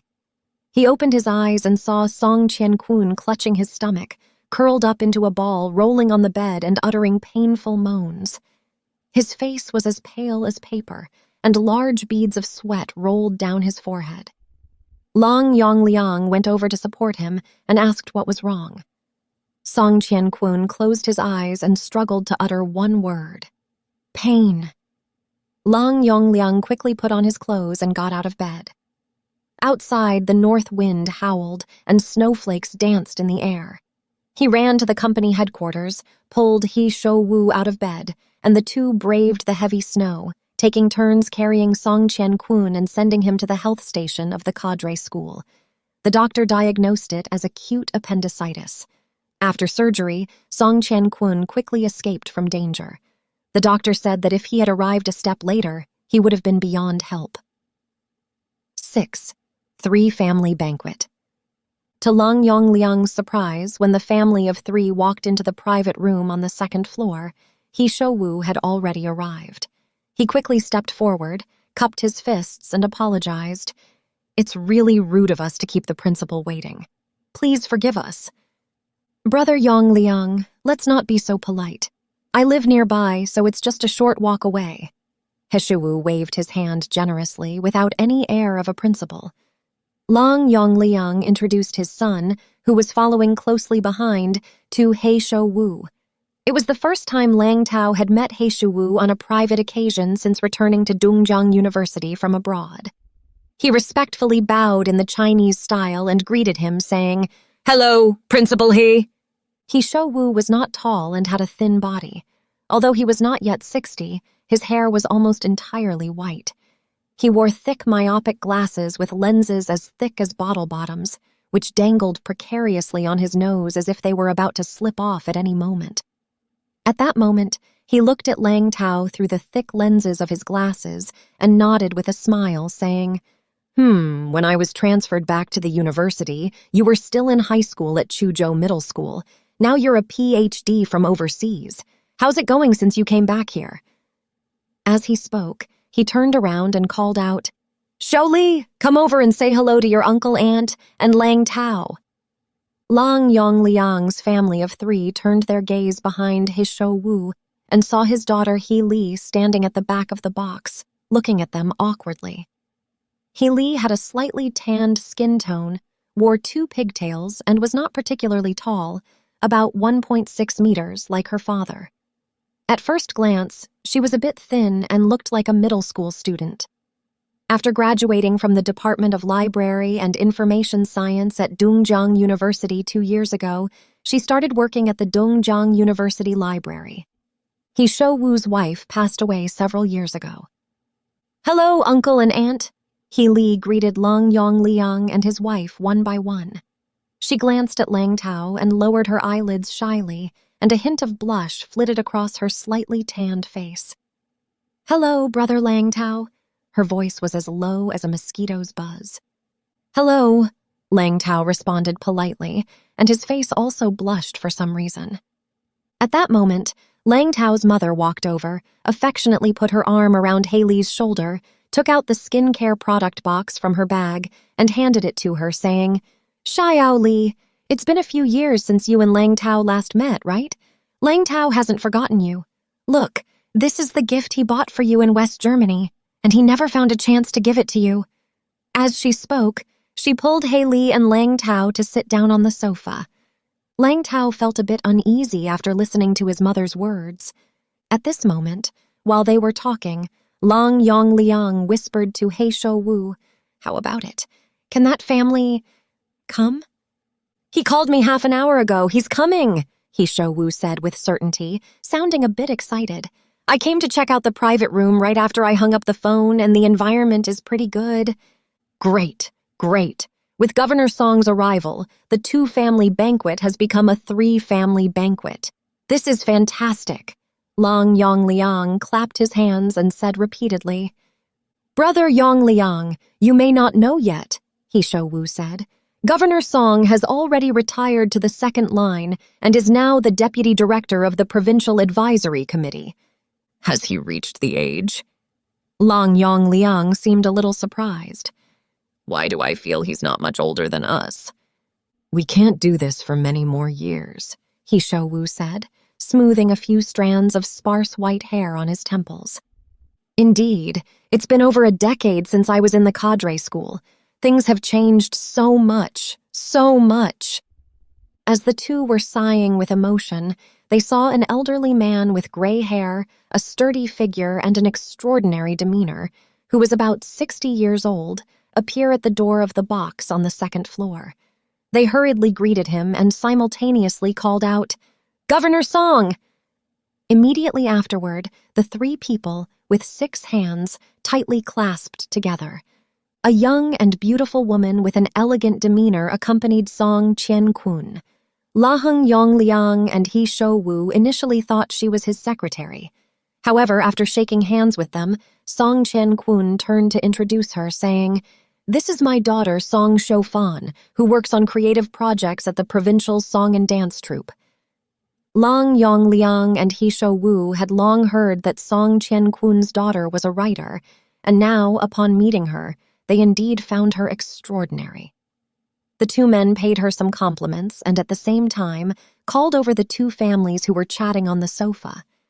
They introduced her to Song Qiankun one by one. When it came to Lang Tao, Song Qiankun let out an "oh" and exclaimed, "Wow, a foreign doctor returning from abroad. I heard from Principal He that it took quite a bit of money and effort to lure your overseas talents back to our country." It was the first time Lang Tao met Song Qiankun, and he had only heard a little about his relationship with his father. He was even more unaware that Song Qiankun was attending the gathering between the Lang and He families today, so he was unprepared and felt a bit awkward. It wasn't until Song Qiankun introduced Song Shoufan that he relaxed. Next, He Shouwu invited Song Qiankun to take a seat, with Lang Yongliang sitting on either side. After the others had taken their seats, they asked the waiter to serve the dishes. "Why isn't Madame here with us?" He Shouwu whispered in Song Qiankun's ear while the dishes were being served. "Isn't a foreign affairs event at the Provincial Foreign Affairs Office today? She couldn't get away. I had to sneak out by taking a little leave." He Shouwu said, Yes, the governor is so busy with countless affairs, yet he still comes to attend our family gathering. We are truly honored beyond measure." "Comrade Shouwu, stop calling me governor. I've already retired to the Provincial Advisory Committee," Song Qiankun reminded. "I'm used to it, and it won't change in a short time," He Shouwu said with a smile. Lang Yongliang had heard that Song Qiankun's wife worked in the Provincial Foreign Affairs Office. She was once the head nurse of the Dongjiang Provincial People's Hospital. She was young and beautiful. Just now, when she walked in, she almost mistook his daughter Song Shoufan for her. Seeing that He Shouwu seemed a little nervous in front of Song Qiankun, he thought that he was, after all, a school principal with an intellectual background and was not good at dealing with bigwigs in official circles. Just as he was thinking, He Shouwu reminded him, "Brother Yongliang, didn't Lang Tao bring a bottle of famous German wine from abroad for Governor Song?" Lang Yongliang suddenly came to his senses and quickly took out a gift bag from under his seat, presenting it to Song Qian-kun with both hands. Song Qian-kun took the gift bag and carried the bottle of wine to a distant place. He squinted and examined it closely. Riesling. The year before last, I visited East Germany and briefly inspected West Germany. I went to the Egelhof winery and tasted a century-old Riesling, which indeed tasted good. As he spoke, he smacked his lips, as if still savoring the lingering aroma of the wine. At the same time, he turned his head and asked He Shou Wu, "Are we going to drink this wine today?" "Oh no, I, as a student, came from Guizhou last time and brought me a bottle of Mo Tai. Today, I'm just passing it on to you. Let's try it together," He Shou Wu said, got up, took a bottle of Mo Tai from the sofa, unwrapped the exquisite packaging, and presented the bottle to Song Qian-kun with both hands. Song Qian-kun sniffed and said, "Ha ha, it really smells good. When it comes to drinking, Beiye Zhou is the real deal. I remember when we were in the Cadre school, you all had a great capacity for alcohol." No, it's still the governor who is magnanimous." Lang Yongliang couldn't help but interject when he heard Song Qian-kun mention the Cadre school. "At that time, I was considered a traitor and a capitalist roader, with several charges that were terrifying. Everyone would avoid me for fear of being implicated." Song Qian-kun's full and rosy face flashed a bitter smile. "I had just been released from prison and sent to a Cadre school for further reform. My health was not good. I was truly grateful to you two, one as a squad leader and my immediate superior, and the other for sharing the same bed. If it weren't for your care, it's hard to say whether I could have survived." "Yes, the Cultural Revolution indeed did us a great disservice," He Shou Wu echoed. "If we count from the anti-rightist campaign, you intellectuals suffered the second round. You stinking intellectuals." Song Qian-kun sighed and said, "However, we have all managed to survive in the end." At this moment, the dishes were served. A large round table was piled with bowls, plates, and dishes. Apart from the main courses like mandarin fish and lobster, there were also the famous Nyangzu Lake, wild duck, and lotus root sprouts, all of which are delicacies that ordinary people rarely have the opportunity to taste. Fotzing the appetizing dishes on the table, the trace of leadership demeanor that Song Qian-kun had just displayed vanished. He took the lead in picking up a piece of wild duck with chopsticks, put it in his mouth, and tasted it, saying, "During the anti-Japanese war, I led a company of the new Fourth Army and fought an ambush at Nyangzu Lake, sinking 2 Japanese steamships. The local fishermen sent us half a boat of wild ducks as a celebration. This is the taste. One word, fresh." Seeing Song Qian-kun's enthusiastic expression, He Shou Wu picked up the bottle and was about to pour him a glass of wine. However, Song Shou-fan, sitting opposite, called out, "Principal He, my dad can't drink. He had a gastric ulcer surgery just last year." Hearing Song Xiao-fan's words, He Shou Wu's hand holding the bottle involuntarily retracted. "Director Song, is what your daughter said true?" "There's such a thing," Song Qian-kun laughed heartily. "My daughter has issued me a 2 noes and 1 less decree, and it's rigorous to follow." "Oh, what are the 2 noes and 1 less?" He Shou Wu and La Heng, Yongliang asked simultaneously. "About this! You can ask Shou-fan!" Song Qian-kun looked at his daughter across from him, his eyes brimming with a father's love. Song Shou-fan hesitated slightly and said, "The 2 noes mean no drinking and no smoking, while the 1 less means less document reading." He Shou Wu and Lang Yongliang also laughed after hearing this. After laughing, He Shou Wu said, "Today is our first gathering since leaving the Cadre school. Can we make an exception?" He was speaking to Song Qian-kun and his daughter, Song Shou-fan. Song Qian-kun readily agreed. "All right, I'll make an exception today." Seeing her father say this, Song Shou-fan didn't say anything else. She pouted coquettishly at Song Qian-kun and turned to Lang Tao beside her, spreading her hands as if to say, "I don't care." The 3 family feasts truly began here. He Shou Wu, Lang Yongliang, and Song Qian-kun drank Mo Tai. Lang Tao brought back 3 bottles of Riesling to China, 2 of which were given to Song Qian-kun and He Shou-wu, and the remaining bottle was shared by him, his mother, Song Shou-fan, and He Li. Unknowingly, 3 rounds of toasting had passed. He Shou-wu refilled his glass and stood up to toast Governor Song Qian-kun, seated on the right side. "Governor Song, you are a reformist among the current leaders of Dongjiang Province. The development of our Dongjiang University is inseparable from your strong support. This toast is for you, representing both myself and all the teachers and students of Dongjiang University." With that, he tilted his head back and drank the entire glass of wine. "Comrade Shou-wu, whether you're drinking this wine on your behalf or on behalf of our teachers and students, I must drink it," Song Qian-kun said with a nod, earnestly adding, "You were my immediate superior at the May 7th Cadre School, and you saved my life. Officially, you are the newly appointed president of Dongjiang University, a position I strongly advocated for promotion at the Standing Committee of the Provincial Party Committee. Education must take precedence as we pursue reform and opening up and focus on economic development. We must cultivate many knowledgeable and cultured talents, break the old policies and concepts of the past, and recruit talents without any restrictions. Especially for intellectual cadres, we cannot be too demanding or critical. We must boldly trust and confidently appoint them. We have hurt intellectuals more than once in the past, and we cannot make that mistake again." He said this, raised his glass, and drank it all down. He Shou-wu was different from others.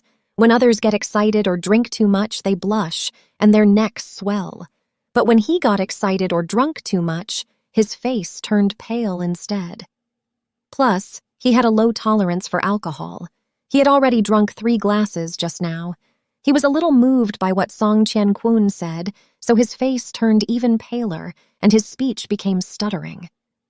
"Governor Song, thank you for your trust. Actually, I'm only suited for doing some research. Being a leader is like forcing a duck to jump on a shelf.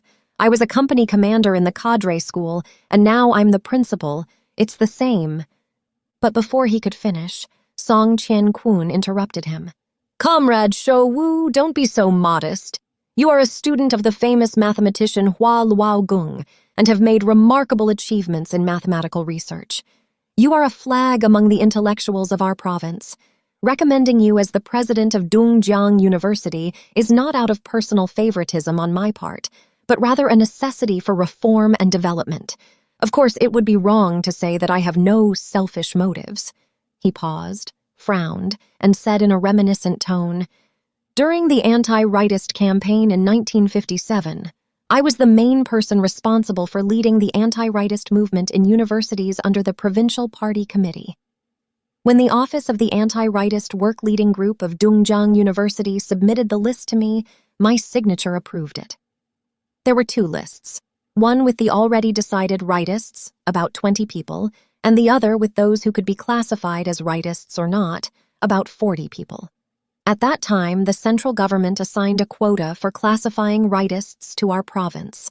To fulfill the task, I signed off on the list of those who could be classified as rightists or not. I remember that your names were on this list of those who could be classified as rightists or not." Song Qian-kun's face showed a look of shame as he spoke.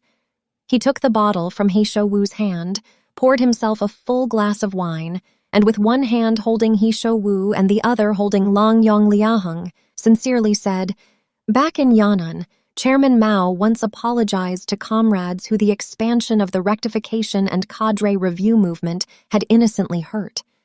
The greatness of our party lies in its ability to correct its mistakes.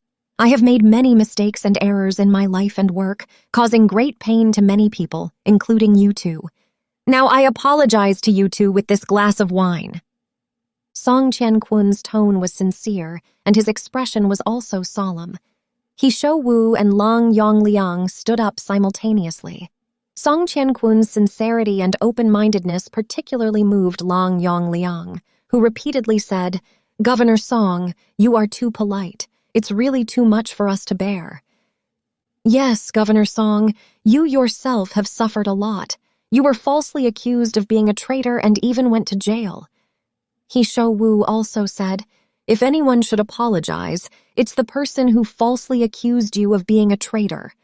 The issue of Song Qiankun being a traitor caused quite a stir during the Cultural Revolution. For some time, newspapers and radio stations across the province published numerous articles detailing Song Qiankun's crimes. Lang Yongliang also knew some of these details. At this moment, when he heard He Shou mention these, he couldn't help but interject, "Yes, Governor Song, I read about it in the newspaper back then. The one who exposed you for betraying and joining the enemy was a famous journalist. During the Liberation War, he wrote a very influential article. What was it called? Let me see my memory." He patted his head but couldn't remember it at all. "He was my subordinate when I was engaged in underground work in Dongjiang," Song Qiankun said, frowning imperceptibly. "Forget it. Hasn't the central government already vindicated me? It's all in the past. I won't mention him anymore. In the revolution, who hasn't been wronged a little? Comrade Xiaoping even experienced 3 ups and downs. What I've done is nothing." Comrade Xiaoping said, "Let's unite and look forward. Come, let's drink this toast." So, the 3 of them drank the wine in their cups together. Perhaps due to the overly serious topic, the atmosphere in the private room seemed somewhat oppressive. Laheng Yong Liaheng shifted the conversation to a lighter topic and said, "Governor Song, back in the 1950s when I was studying at Peking University, I read your The Majestic Song of the Great River. It left a deep impression on me, and I felt it was an excellent work comparable to Red Rock and the Taking of Tiger Mountain. It is said that after the publication of this book, Mao Zedong praised you as a talented person within the party. Is this true?" "Oh, that's true," Song Qiankun pondered for a moment and said in a reminiscent tone. "It was in the summer of 1958 when Chairman Mao visited Dongjiang for an inspection. His main purpose was to investigate the problem of exaggeration that emerged during the Great Leap Forward. He stayed at the provincial sanatorium, which is now Maple Garden. I met the chairman with the first secretary of the Provincial Party Committee and incidentally brought a copy of The Majestic Song of the Great River. When the chairman heard that this novel was about the underground work in Dongjiang, he asked me with interest, 'Comrade Chien Kun, did you engage in underground work before?' I replied, 'Yes, Chairman. This work is based on some of the materials I used to work with underground in Dongjiang.' The chairman nodded in approval and said, 'You are both literary and martial. What a great talent.'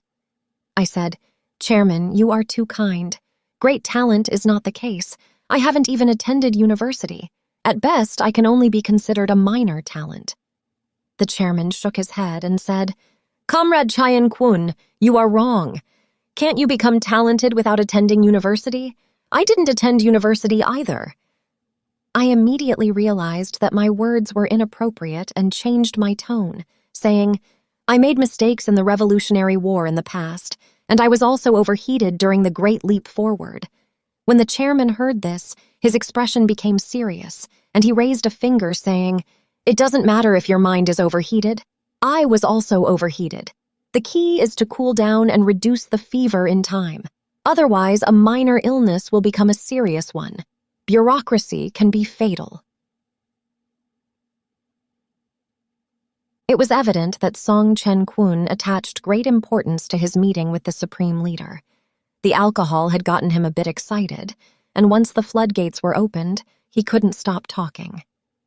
"Mao graduated from a teacher's college, and your remark must have upset him." Unlike Song Qiankun's respectful tone when mentioning Mao Zedong, Laheng Yong Liang's tone when mentioning Mao Zedong was somewhat indifferent, even tinged with anger. Like many intellectuals who suffered during the anti-rightist campaign and the Cultural Revolution, Laheng Yong Liang did not hide his resentment towards Mao Zedong. However, in front of Song Qiankun, he could not let this sentiment be expressed too directly. "Governor Song, what do you think of the model opera performances at last year's Spring Festival Gala?" "Are you referring to the aria Da Hu Shangshan from The Taking of Tiger Mountain by Strategy?" Song Qiankun said thoughtfully.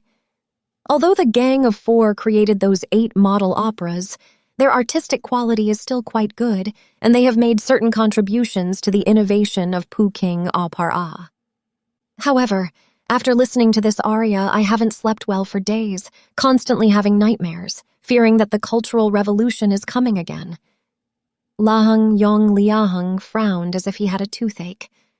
Many professors in universities have complaints about the inclusion of model opera performances in this year's Spring Festival Gala, believing it to be a sign of the return of ultra-leftist ideologies. Song Qian-kun didn't seem to believe it. Oh, is it really that serious? Lang Yong Liang probably felt his words were exaggerated, so he changed his tone and said, I've been reading Ba Jin's Random Thoughts recently. He proposed building a museum of the Cultural Revolution, echoing the sentiments of intellectuals like us. That catastrophe was too profound, making people have to remain vigilant. Comrade Yong Liang, don't worry. The central government has completely denied the Cultural Revolution in the resolution on certain historical issues within the party, Song Qian-kun said in a comforting tone.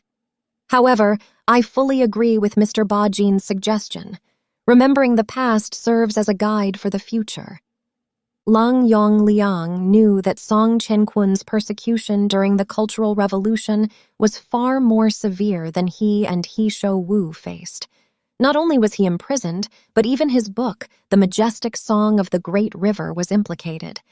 He couldn't help but sigh and say, how devastating the Cultural Revolution was to culture. Even your novel was labeled as a poisonous weed. This remark obviously resonated with Song Qian-kun, who smiled bitterly and said, how can the work remain unaffected when the author is labeled a traitor? Lang Yong Liang said, after the end of the Cultural Revolution, many poisonous weeds were reprinted. When will the Majestic Song of the Great River be reprinted? Song Qian-kun said, it's coming soon.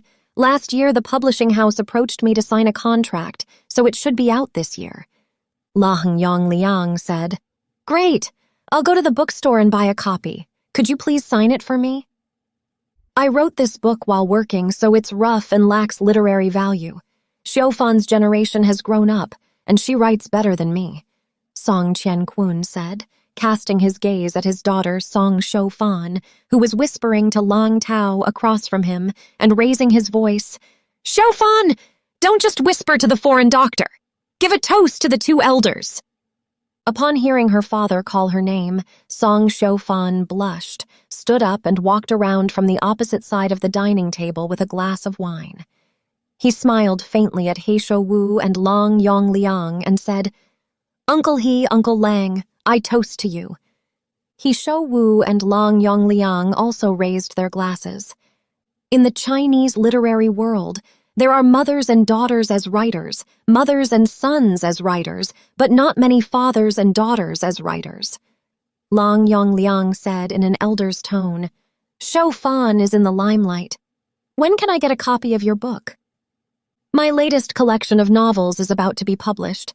I would appreciate your and Uncle He's feedback and corrections when it's out, Song Xiufan politely replied. Xiufan's literary talent far surpasses that of her father, but like me, she didn't read much and went to the countryside to work after graduating from junior high school. The Cultural Revolution delayed an entire generation. Recently, there was a novel called Subtract. Song Qian-kun couldn't remember it for a moment, scratching his white hair and turning to his daughter. Song Xiufan said, Subtract 10 years. The author is Chen Rong. Yes, that's the name. It's an excellent novel. I know the author, who is also a female writer. During the Cultural Revolution, she wrote a novel called Wanian King, criticizing the capitalist roaders, Song Qian-kun said, a hint of sarcasm on his lips, but it quickly disappeared. Great writers from all times and places are well-versed in Chinese and Western cultures. If Xiufan wants to reach the next level, she must study more and read more books.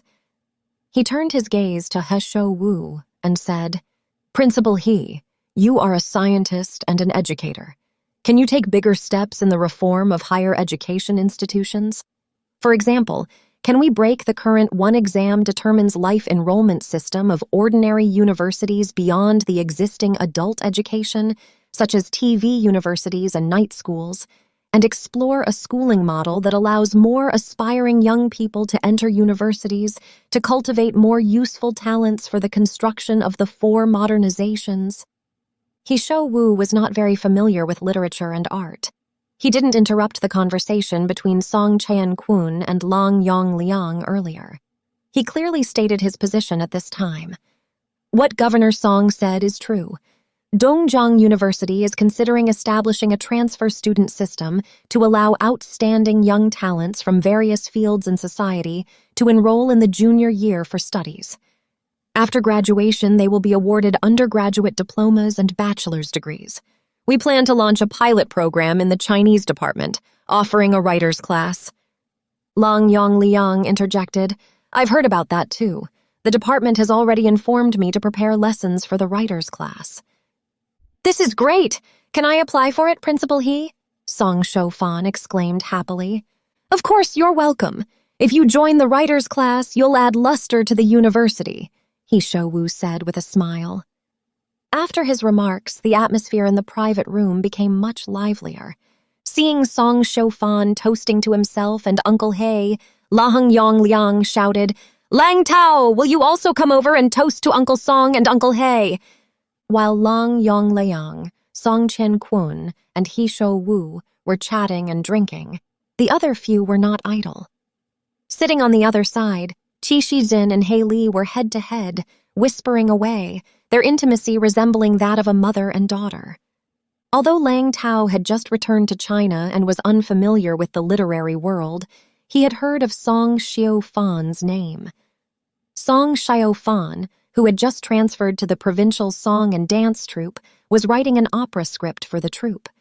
Upon hearing that Lang Tao had just returned from studying in West Germany, she began to talk to him about Wagner's operas and Günter Grass's novel, The Tin Drum. By coincidence, before returning to China, Lang Tao had watched Wagner's masterpiece The Flying Dutchman at the Marburg Opera House and met Günter Grass, the author of The Tin Drum, at a book fair. The two immediately found a common topic and talked very well. At this moment, Song Shofan had just returned to her seat after toasting, and Lang Tao was about to continue the conversation with her on the topic that had been interrupted earlier. However, when he heard his father call out his name to ask him to propose a toast, he had no choice but to stand up bravely. When Song Qian-kun saw Lang Tao approaching, he glanced at his red wine glass and asked, Aren't you going to have some white wine? Lang Tao said apologetically, Beijou is too strong. I can only use this to toast you. Don't beat around the bush. You must be used to drinking foreign wine abroad, right? Song Qian-kun laughed heartily, affectionately putting his arm around Lang Tao's shoulder as he said, Since the reform and opening up, our country has sent tens of thousands of government-sponsored students to Western countries every year, but not many of them have returned to serve in our country. It's difficult for you to return, so we should treat you like a treasure. As he spoke, he looked at He Shou Wu and said, Principal He, it's right for your school to spare no effort in mobilizing overseas students to return to work at their alma mater, but you also need to devise a plan to make them put their talents to good use. Focus on training, boldly use them, and don't be afraid to recruit talents from different backgrounds. He Shou Wu nodded repeatedly. At this moment, Lang Yong-liang, sitting on the other side of Song Qian-kun, also stood up and toasted Song Qian-kun with his son, Lang Tao. Song Qian-kun didn't decline. He drank the wine in his glass heartily. After putting down the glass, he seemed to remember something and said to He Shou Wu, Right. When you set up courses for the writer's class, there should be literature courses and some philosophy courses. When I studied at the Yan'an Anti-Japanese War University, the first book I read was Popular Philosophy by I. Sichi. Chairman Mao even lectured us on contradiction and on practice. He Shou Wu said, Governor Song, this suggestion is good. If you have time in the future, please give a lecture to the writer's class too. Forget about my half bottle of vinegar. It's better to invite the foreign doctor to give a lecture. Song Chen-kun shook his head repeatedly. After Lang Tao had toasted Song Chen-kun and He Shou-wu, he returned to his seat. Song Shou-fan turned to Lang Tao and smiled, then raised her high-legged wineglass and said softly, half jokingly and half seriously, Lang Tao, it seems I'm going to take you as my mentor. Does this toast count as a toast to becoming my mentor? I'm flattered, Lang Tao said with a blush and embarrassment. You're older than me, so I should call you sister. Let me show my respect to you. The two young people were courteous to each other. Song Qian-kun, He Shou-wu, and Laheng Yong-liaheng, sitting opposite, couldn't help but laugh in understanding. Qi Shizhen and He Li, whispering aside, didn't know what was happening and looked up towards them. In the private room, toasts were exchanged, laughter resounded, and everyone was in high spirits. Thus, the three-family banquet initiated by Long Yongliang and temporarily joined by Song Chen-kun reached its climax. 7. Heidegger and Arendt. After the three-family banquet, Lang Tao's parents talked with him. You should seriously consider your relationship with He Li, Long Yongliang said, straight to the point. Lang Tao didn't understand his father's words for a moment. What relationship do I have with He Li? Before you two were even born, I promised your Uncle He that if we had a boy and a girl, our two families would become betrothed as close relatives through marriage, said Laheng Yongliang. You and He Li have been childhood sweethearts, and your mother and I think you two are a perfect match. Now that you two are of an age to discuss marriage, it's time to finalize this marriage. It's the 1980s, and you're still practicing this feudal custom of betrothal at birth? Lang Tao almost shouted. He couldn't believe his ears, but his father looked so serious, not at all like he was joking. He turned his gaze to his mother as if asking, Mom, is this really happening? Qi Shizhen nodded and said, He Li's mother mentioned this matter to me before she passed away. She said that if Xiao Li married you, she would die with a clear conscience. She sighed and continued, Xiao Li's mother has been gone for so many years, and your Uncle He has never remarried because your relationship hasn't been settled. Mother's words were like a huge wave, washing away the last straw in Lang Tao's hand. He turned to his father again and asked, So, you're asking me to return to China just for this? Long Yongliang had obviously anticipated Lang Tao's reaction to this matter. Your Uncle He asked me to persuade you to return to work in China to recruit talents for Dongjiang University and facilitate your marriage with He Li. As a principal and a father, there's nothing to be criticized. His father's words sounded like a defense for He Li and an excuse for himself, which seemed somewhat weak. Lang Tao recalled the lively scene at the three-family banquet. No wonder his mother had given He Li the skincare products he had brought.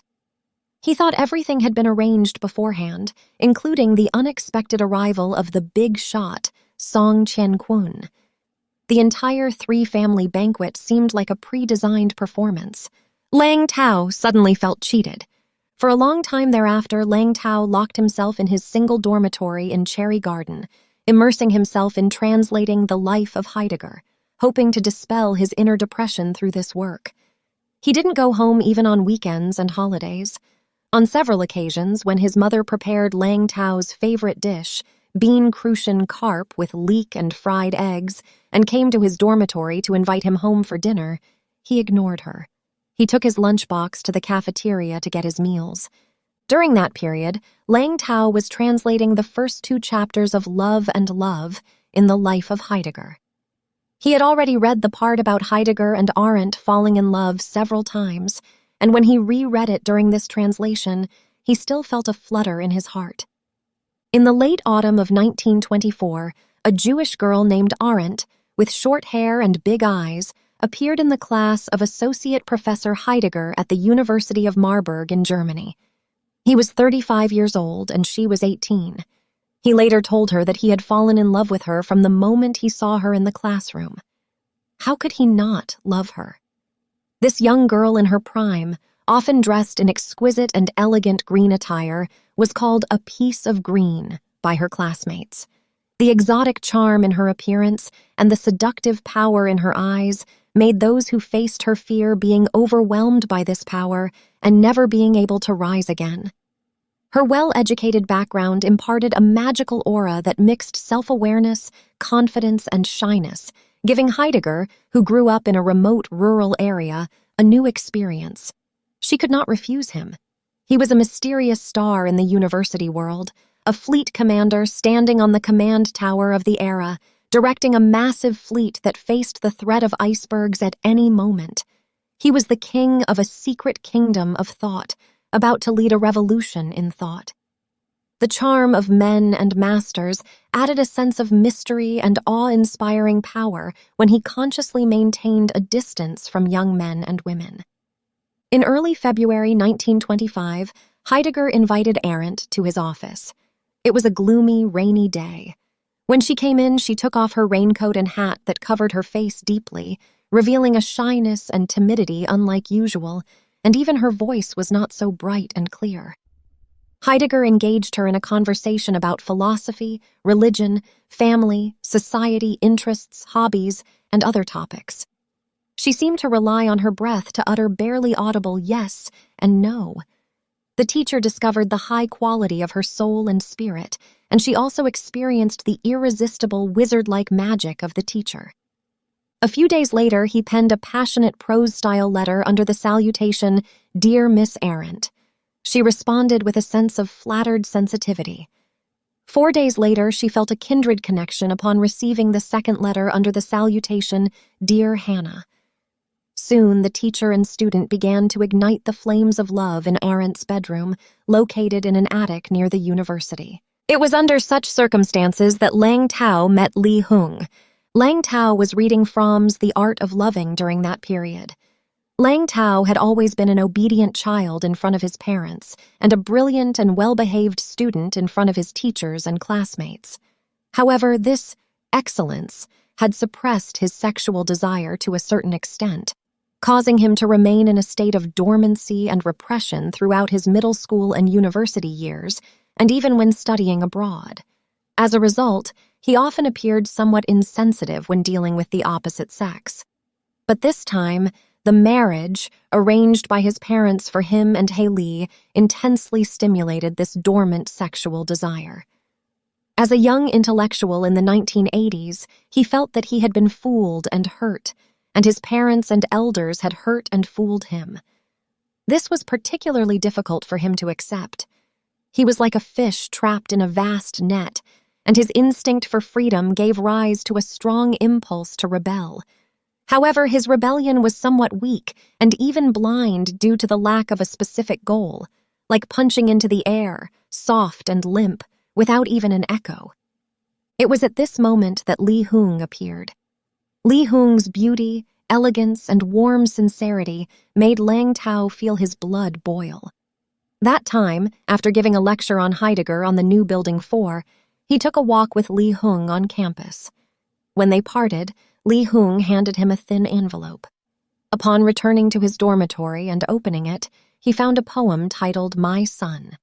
At the window at dawn, I take on the image of a tiny grass blade, appearing in your field of vision, at your disposal to paint and shape as you like. But I dare not raise my head, afraid to greet your smile. I fear the dew droplets sliding down my face, carrying a tiny dream with them. It will die before it even sprouts. It is you who raised the white sails that I folded, the small boat that ran aground. Finally, we sailed out of the pitch-black harbor.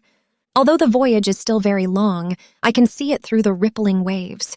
I feel your warmth, like the long, melodious cry of a seagull. Your exhortations linger in my ears, never fading. My kite. The other end is tied to your hand, but I can never get close to you or touch you. This poem embodies the deep and lingering emotions of Shu Ting, as well as the passionate and unrestrained style of Whitman, carrying a powerful force of unstoppable youth. Lang Tao was overwhelmed by this intense emotion. He felt that the haze hanging over him for some time had been completely cleared away. From that day on, he began dating Li Hung, taking walks on campus, sipping coffee in cafes and discussing philosophy, literature, and politics. The unprecedented physical and mental joy made him involuntarily think of his idol, Heidegger, and the passionate love between the master and his student, Arendt, which was as intense as a flame consuming their bodies. Of course, Lang Tao did not intend to compare himself with the master, but the long-dormant love desire awakened in his heart was like a small beast stirring, making him unable to control himself. He had never experienced this feeling when he was with He Li. Because of He Li's existence, a layer of gloom always hung over Lang Tao's heart. Hiding behind the gloom were the eyes of his father, mother, and Uncle He. Therefore, whenever he dated Li Hung, he always tried to avoid acquaintances and public places, feeling like a thief sneaking around. Once, Li Hung asked him to go watch a movie at the school's open-air cinema. After much hesitation, he refused. For this reason, Li Hung was a little angry and ignored him for several days. Lang Tao was completely focused on Song Shou Fan at the Christmas dance that day. Song Shou Fan had successfully enrolled in the first writer's class at Duongjiang University. Both Lang Tao and his father taught classes for the writer's class. Laheng Yongliang taught a course on interpreting Laozi's Tao Te Ching, while Lang Tao taught existentialist philosophy. The family connection between Lang Tao and Song Shou Fan made their relationship more like friends than teachers and students. Song Shou Fan's charm as a writer and a mature woman had a unique attraction for Lang Tao, a few years younger. Of course, this attraction was more platonic, completely different from his feelings with Li Hung, and had nothing to do with love. Because of this, he felt so comfortable dancing with Song Shou Fan at the Christmas dance. Lang Tao never expected that this comfort would intensely irritate Li Hung. When Li Hung walked through the crowd, held his hand under everyone's eyes, and led him to the center of the dance floor, he felt like an animal being chased by hunters in the forest with nowhere to wing, gripped by a sudden sense of fear and pleasure. His demeanor was somewhat awkward. When Song Shou Fan and a male student from the writer's class passed by him and Li Hung on the dance floor, they joked like an older sister to a younger brother, saying, "Be careful, this girl is falling for you," and left a trail of laughter behind. After the Christmas dance, Lang Tao walked out of Maple Garden with Li Hung, passed through Plum Garden and Osmanthus Garden, and finally arrived at Cherry Garden, Lang Tao's dormitory. This was the first time Lang Tao brought Li Hung into his dormitory. So, in Arendt's bedroom, located on a loft near the university, the teacher and student began to let the flames of love burn fiercely. Chapter 5-1. Why You? Gu Jung often had dreams, and they were nightmares. She dreamed of running alone in the vast darkness or the boundless wilderness. Someone was chasing her relentlessly from behind. That person wore a black cloak, silent and invisible, like a shadow. When running, the cloak flew high, resembling a giant bat. Gu Jung was terrified. She ran and ran desperately, but the more she tried to run fast, the more her feet seemed stuck or tied by some rope, slowing her down.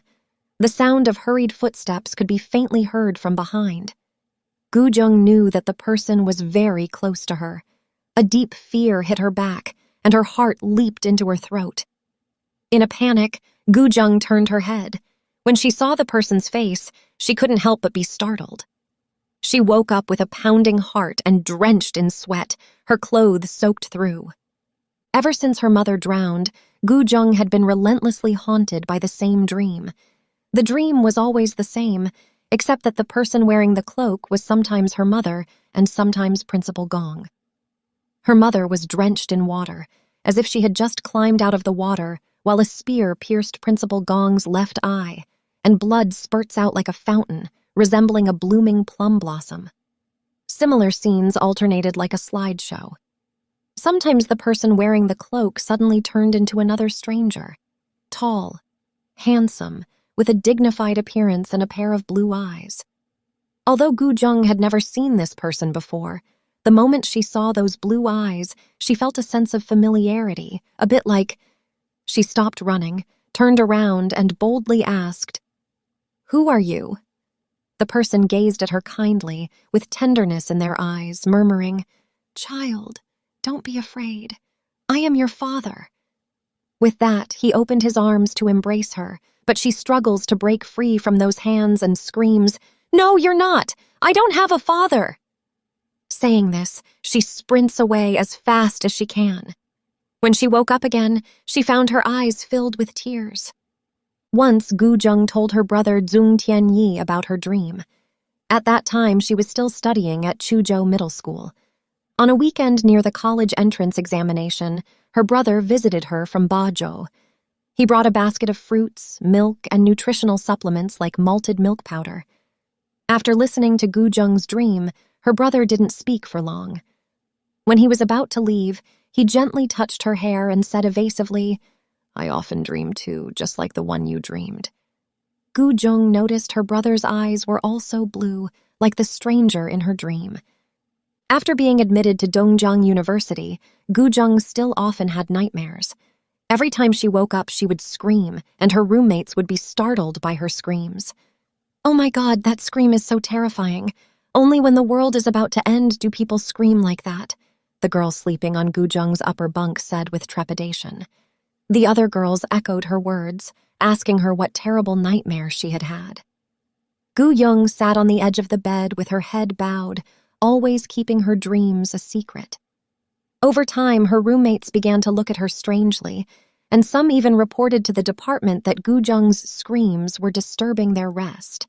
Gu Zheng changed her dormitory twice from her freshman to her sophomore year. However, the nightmares didn't stop, still following her like a ghost. Gu Zheng spent most of her time in the classroom and library, returning to her dormitory only when the lights were about to go out at night. In the eyes of her roommates, she was treated as an outcast. Over time, her personality became withdrawn and solitary.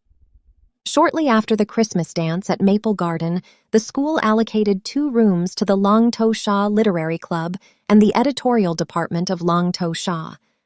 One room was designated for the editorial department to use as an office.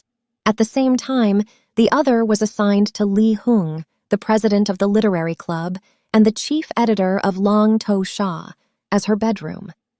Li Hung invited Gu Zheng to move in to keep her company. At that time, Gu Zheng, who often had nightmares and had a strained relationship with her roommate, hesitated for a moment before agreeing. The night before moving to a new dormitory, Gu Zheng encountered Li Hung while going to the water heater room to fetch water. Li Hung asked if she had finished packing her things. Gu Zheng smiled and said, "There's nothing to pack." At that moment, she was still a bit apprehensive, worried that she might have nightmares and affect Li Hung.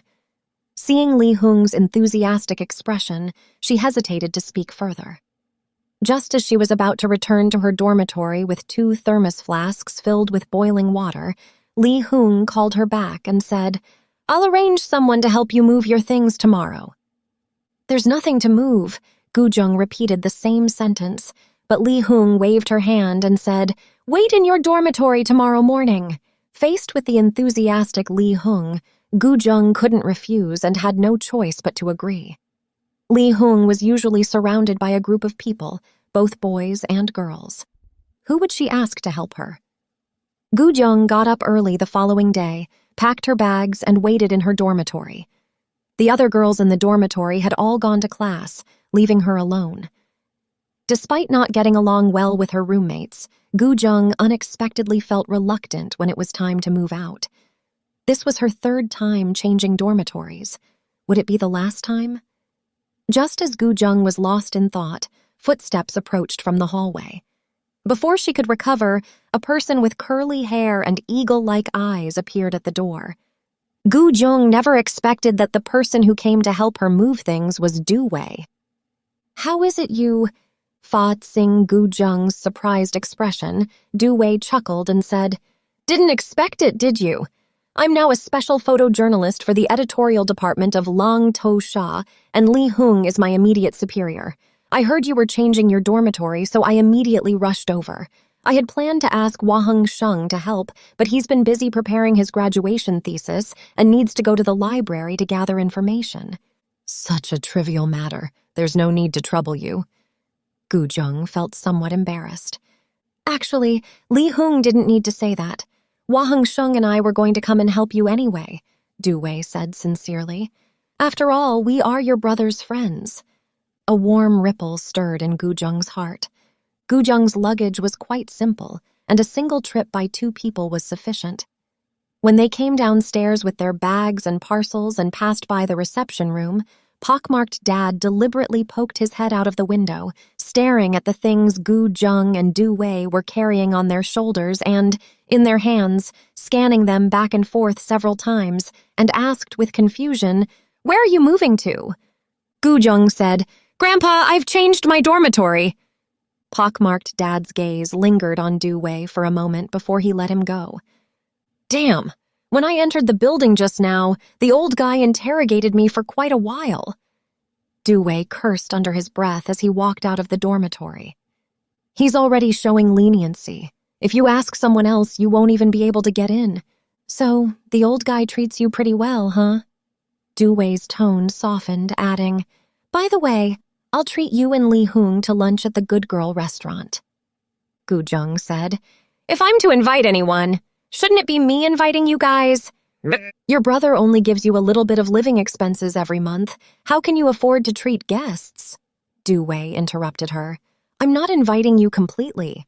My photography works will be published on the 2nd and 3rd covers of the next issue of Lang To Sha, and I have to express my gratitude to Li Hung." Gu Zheng didn't say anything further. She recalled that Du Wei had also attended the previous Christmas dance party, indicating that he and Li Hung had known each other for a long time and their relationship was not ordinary. After all, the students in the photography class had been admitted from society, and their social skills were more substantial than those of ordinary undergraduates. "I'm preparing for a solo photography exhibition," Du Wei said as he walked along. Li Hung agreed to organize it under the names of the photography class at Dongjiang University and the editorial department of Lang To Sha.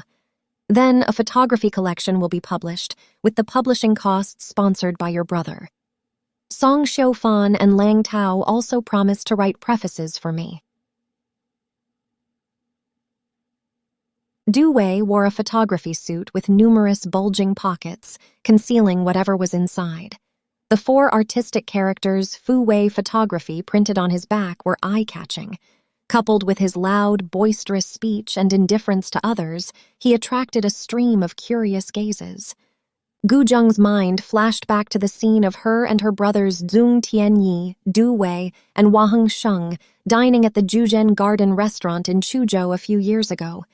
She couldn't help but think, Du Wei has only been in the photography class at the university for a few days, yet he's already like a duck to water, making so many connections.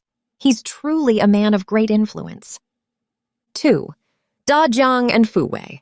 Before 1949, 2 time-honored photo studios in Chuzhou City, Dajiang and Fuwei, but only Fuwei remained later. The reasons behind this were intricate and deserve to be recounted. Among the 2 photo studios, Dajiang and Fuwei, Dajiang boasted the most extended history, having opened its doors in 1929. Its owner, surnamed John, went by the name Da Tung. He participated in the Xinhai Revolution and was once a shareholder and chief editor of the Dajiang newspaper. As a large number of Xinhai heroes, led by Li Wanhong, gradually lost their positions of power, John Da Tung also made a graceful retreat, returning to his hometown from Dajiang and using the savings he had accumulated over half a lifetime to establish the first photo studio in Chuzhou City, Dajiang Photo Studio. The name Dajiang was chosen to commemorate the Dajiang newspaper, where John Da Tung once served as a shareholder and chief editor. John Da Tung graduated from the Dongjiang Normal School, which was the predecessor of Dongjiang University. He highly esteemed Zhu Rong, Chu Jin, Chen Tianhua, and other patriots. He once adopted a pawn in the Revolutionary Army as his motto. On the eve of the Xinhai Revolution, he joined the Tongjin Society led by Sun Wu as a journalist and secretly planned an armed uprising. After the Xinhai Revolution, the intricate factional struggles within the Revolutionary Army gradually drained his political enthusiasm. He transitioned from establishing a newspaper to starting a business in his hometown, transforming from a revolutionary figure into a photo studio owner. John Datung was originally a scholar. Although he switched to the business world, he remained a scholar at heart and had little interest in making money through commerce. Moreover, there was only one photo studio in Chuzhou City, with no other branches, so there were no business competitors. He didn't have to worry too much. He stayed at home, writing and reading, occasionally flipping through newspapers from Beijing, Shanghai, and other places. He sat back and watched the endless disputes between the government and the public in the Republic of China, the chaotic battles among warlords from the north and the south, the rise and fall of fortunes, and the ebb and flow of tides. He lived in a secluded corner, content and happy. He left the photo studio management to his staff, and except for checking the accounts at the end of the year, he rarely interfered on weekdays. Among the assistants in the photo studio, John Datung trusted a young man named Du Fu the most. Du Fu was the son of a vegetable farmer outside Chuzhou City. He had attended a private school for a few years, which meant he could read 100 family names, disciples' rules, and Zhengguang Xianwen, keep accounts, use an abacus, and copy a few calligraphy samples. Although Du Fu only had a rudimentary knowledge of literature, he was brilliant. Every day, he and his father pulled a handcart filled with fresh fruits and vegetables harvested from their fields to sell in Chuzhou. Unlike other vegetable farmers who rented stalls in the city's vegetable market, they traveled through the streets and alleys like those small vendors selling tofu, tomatoes on sticks, and popcorn, despite the fatigue. Although they were tired, the price of the vegetables they sold was much higher than in the market. Sometimes, when the work in the vegetable fields was busy and Du Fu's father couldn't spare time, Du Fu would single-handedly pull the handcart loaded with fresh fruits and vegetables into the city to sell. At first, Du Fu's father was worried that his son was too young and inexperienced and that the city people would easily deceive him. However, after Du Fu sold vegetables a few times, the money he earned was no less than his own, so Du Fu's father felt relieved and let his son sell vegetables alone in the city. At that time, John Datung, the owner of Dajiang Photo Studio, resided in a secluded residence on Wenjing Street, not far from the North Gate. It was just across the street from Zhenggong Mansion, the former residence of a prime minister from the Ming dynasty, which was listed as one of the scenic spots in Chuzhou. John Datung purchased the residence for $2,000 silver from a businessman who was in debt due to gambling.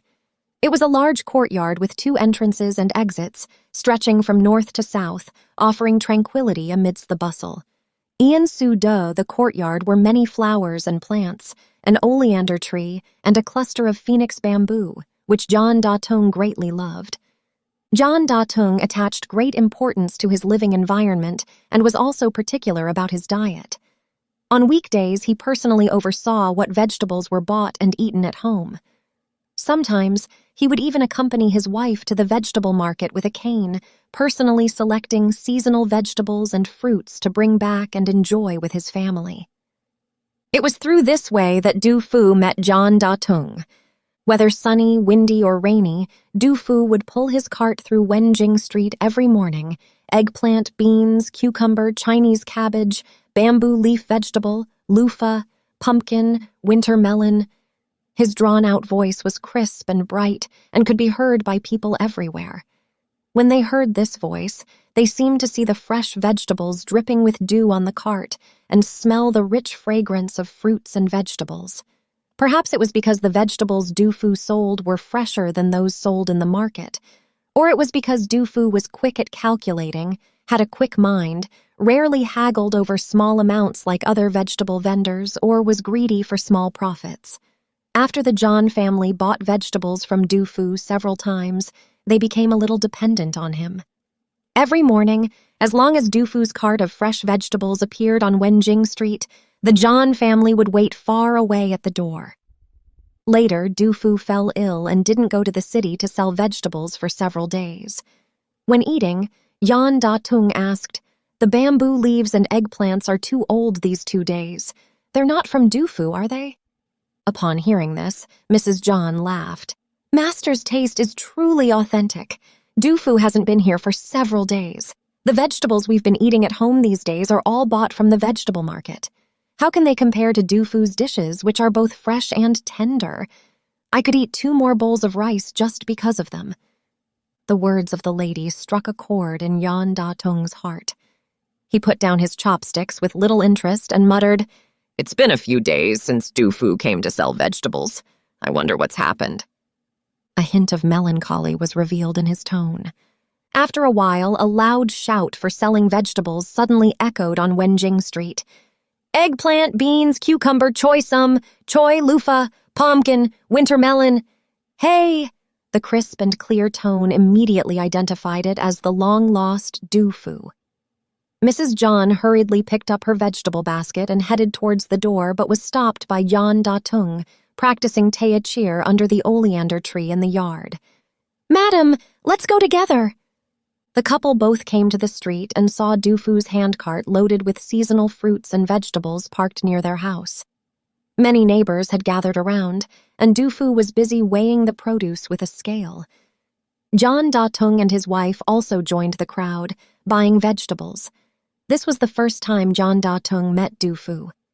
He stood at the back of the crowd, calmly observing the busy Du Fu. This was a teenager of 15 or 16, wearing a coarse cloth shirt commonly worn by villagers. Due to years of hard work in the fields and exposure to the sun and rain, his face was tanned, but his thick eyebrows and big eyes revealed an unmistakable cleverness and intelligence. He was neat from head to toe, looking less like a farmer who did hard work and more like a refined scholar. At this moment, the neighbors gathered around the handcart were eagerly picking through the vegetables on it, chattering and bargaining, creating a noisy scene. However, Du Fu remained calm and orderly, firmly gripping the weighing rod, calculating and collecting money quickly and accurately.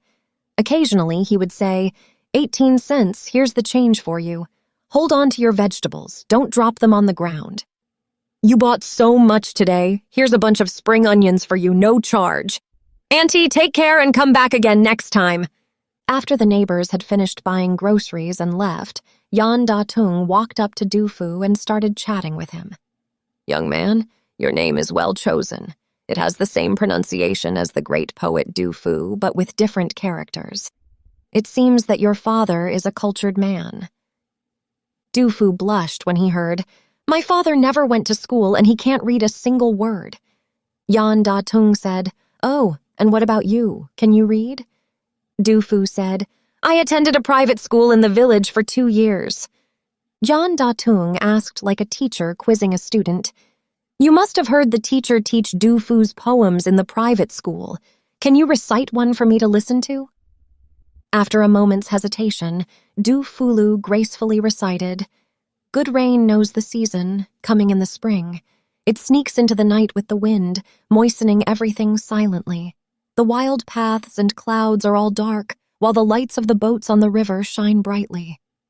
Yan Da-tung nodded and asked, "Which other ancient poems can you recite?" Du Fu rolled his eyes and recited another poem, West Stream in Chuzhou by Wei Yingwu of the Tang Dynasty. "I only pity the secluded grass growing by the stream, where yellow orioles chirp in the deep trees. The springtide comes late with rain, and the wild ferry lies idle with boats lying across." "Good, good," Yan Da-tung nodded repeatedly after hearing this, not knowing whether he was praising Du Fu for his recitation or the poem itself. At this time, Mrs. John had already chosen several vegetables and paid for them. As she was about to leave, Yan Da-tung suddenly said to Du Fu, "When you have time, you should go to the Dajiang photo studio." Du Fu was taken aback. "Dajiang photo studio? You want me to deliver the vegetables there?" "No." Yan Da-tung shook his head and said, "We have always eaten the fresh vegetables you sell. As a token of gratitude, I want to take a photo of you." "Really? I've never taken a photo before." Du Fu seemed not to believe his ears, but looking at Yan Da-tung's attire and serious expression, it didn't seem like a joke. He sized up Yan Da-tung, and his eyes suddenly lit up. "I often pass by the entrance of the Dajiang photo studio, but I never dared to go in. Are you the owner of the photo studio?" John Da-tung nodded, and Du Fu laughed happily like a child. When carrying the groceries home, Mrs. John asked John Da-tung skeptically, "Master, do you really want to take a photo of Du Fu?" "Of course not," Yan Da-tung smiled slightly. "The photo studio needed a capable assistant. I think this young man was pretty good." Soon, Du Fu, who sold vegetables, became an assistant at Dajiang Photo Studio. Dajiang Photo Studio was located on Crossroad East Street, the most bustling market in Chuzhou City. It was a 2-story Western-style building with a small facade. 2 impressive glass display windows on both sides of the door showcased black and white photos. These photos included samples from the photo studio and some from major studios in Beijing and Shanghai. Among them were portraits of film stars such as Hu Die, Wang Renmei, Zhou Xuan, and Zhao Dan, which were either cut or rephotographed from pictorials and displayed in the windows for show. The downstairs storefront was small with a curved counter facing the front. Behind the counter stands a row of cabinets, which not only display the 4 treasures of the study and Zhuan paper, but also some antique calligraphy and paintings by local literati in Chuzhou City, which can be considered the second business of the photo studio.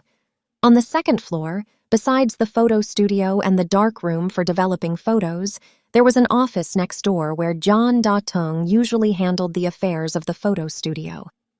In addition to the owner, Dajiang Photo Studio also had a photographer and an assistant. The photographer, surnamed Chow, was a middle-aged man with a lean face. He hailed from Wuxi, Jiangsu, spoke a soft and melodious Wu dialect, and had once apprenticed at the renowned Wang Kai Photo Studio in Shanghai.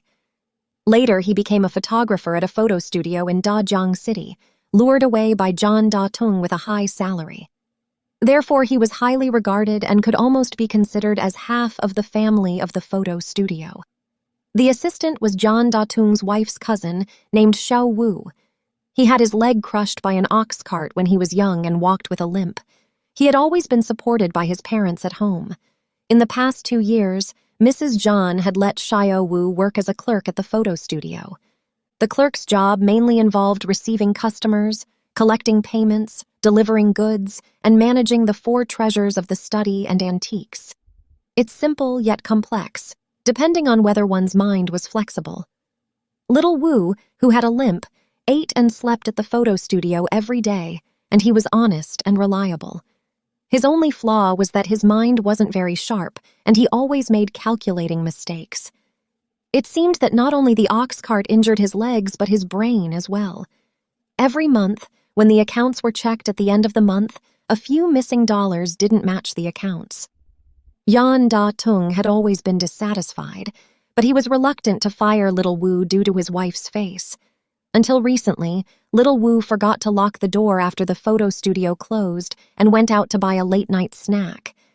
2 valuable antiques that Yan Da-tung had brought from a wealthy businessman in the city were stolen. Yan Da-tung felt distressed for several days and decided to replace the assistant. Since her cousin made such a big mistake, the aunt naturally couldn't say anything anymore. Since Du Fu became a clerk at Dajiang Photo Studio, not only did the accounts no longer make mistakes, but there were also no more incidents of theft. He tidied up the original, somewhat messy storefront, and many regular customers gave John Da-tung a thumbs up and praised him. Even Mrs. John had to admit that her husband had good taste and found a capable assistant who was many times better than Xiao Wu. Du Fu, once the son of a vegetable farmer, suddenly became the clerk at the Dajiang Photo Studio. The psychological changes that were brought about in him were nothing short of earth-shattering. Not only did he himself, but even his father, who had spent his entire life growing and selling vegetables, could never have dreamed of it. The only thing Du Fu wanted to do and could do was to repay Yan Da-tung's kindness in recognizing his talent through diligent and conscientious work. Although born into a family of vegetable farmers, Du Fu was brilliant and possessed an extraordinary character. The dramatic transformation of his identity from selling vegetables to working as a clerk in a photo studio made him appreciate the wonder and mystery of fate, and it also gave him new expectations for his own life. Therefore, besides fulfilling his duties as a clerk, Du Fu took the initiative to do extra work that was not his responsibility, such as helping Master Cao. There was only Master Cao in the photo studio, and he was often too busy when there were many customers. He had applied to John Datung several times to hire a clerk, but to no avail. Now the new Du Fu took the initiative to be his assistant, and Master Cao naturally wanted it. And at the same time, he had a good impression of this diligent and flexible young man. Over time, Du Fu became familiar with the daily affairs of the photo studio and learned photography techniques from Master Cao. He could not only take photos but also develop photos. He knew all this quietly when he took the initiative to work as Master Cao's assistant, but Master Cao was utterly unaware of it. After leaving the photo studio every day after work, Du Fu, who ate and lived in the photo studio, would learn to use the Zeiss camera imported from Germany in the photo studio. Du Fu also read through all the photography technology books that Master Cao usually left in the photo studio. The curiosity and thirst for knowledge of a smart and studious teenager towards new things initially drove Du Fu's actions. However, they later changed the fate of Du Fu and the Dajiang photo studio. Not long after, an incident occurred in Master Cao's hometown in Wuxi. His wife eloped with a silk merchant. Master Cao was not yet 40 years old, and since he got married, he had spent most of his time earning a living away from home. Except for the holidays, he rarely went back, so his wife could not bear the loneliness and eloped with someone. Master Cao's father passed away many years ago, and his mother was over 80. His remaining son and daughter were still young, so he had no choice but to quit his job at the Dajiang photo studio and return to his hometown in Wuxi. This was akin to the sudden loss of a pillar for Dajiang photo studio. However, the unexpected turn of events faced by Master Cao made it impossible for John Datung to retain him. Even if he had made an offer, he couldn't have kept Master Cao, so he had to let things take their natural course. Due to the suddenness of the situation, after Master Cao left, Dajiang Photo Studio was on the verge of closing down as they couldn't find a suitable photographer to take his place.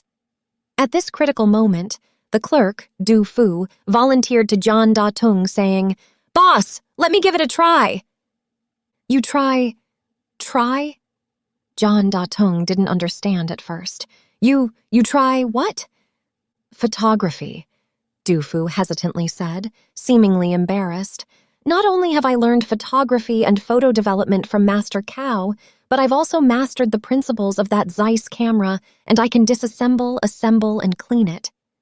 Du Fu spoke calmly and unhurriedly, akin to settling accounts, exuding an indescribable confidence. John Datung was skeptical and asked, "Du Fu, are you serious?" "If there's even a hint of falsehood, you can fire me right away," said Du Fu, with a composed and unassuming expression. John Datung recalled the impression Du Fu had given him in the past and somewhat believed him. However, he still felt uneasy. He asked Du Fu to demonstrate on the spot, took a few photos of himself, and then went into the darkroom with Du Fu to watch him explain the entire process from taking photos to developing them. After being surprised, John Datung believed that Du Fu had not lied. This kid had really learned skill as the whole set of a photographer.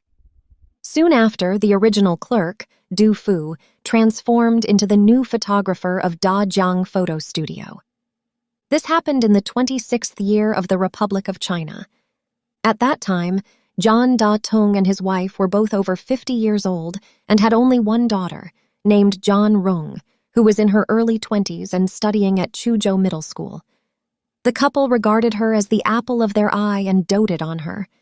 Although Yan Rong was ostensibly studying at Chuzhou Middle School, she actually spent most of her time at home playing the piano and painting red characters. Her every word, action, and smile resembled a typical lady. Yan Datung and his wife had already betrothed their daughter to a brigade commander named Guo Da from the Xiang army. Guo Da was originally a Jili warlord and Wu Peifu's subordinate and had once been stationed in Dajiang for a while. As both he and John Datung hailed from Chuzhou, they had known each other for a long time. At that time, Guo Da was a young company commander stationed in Dajiang. During the Northern Expedition, Wu Peifu was gradually defeated by the combined attacks of several warlords such as the Feng Tian and Guiqi factions and the Southern Revolutionary Army, and he abandoned the capital of Dongjiang Province, Dajiang City.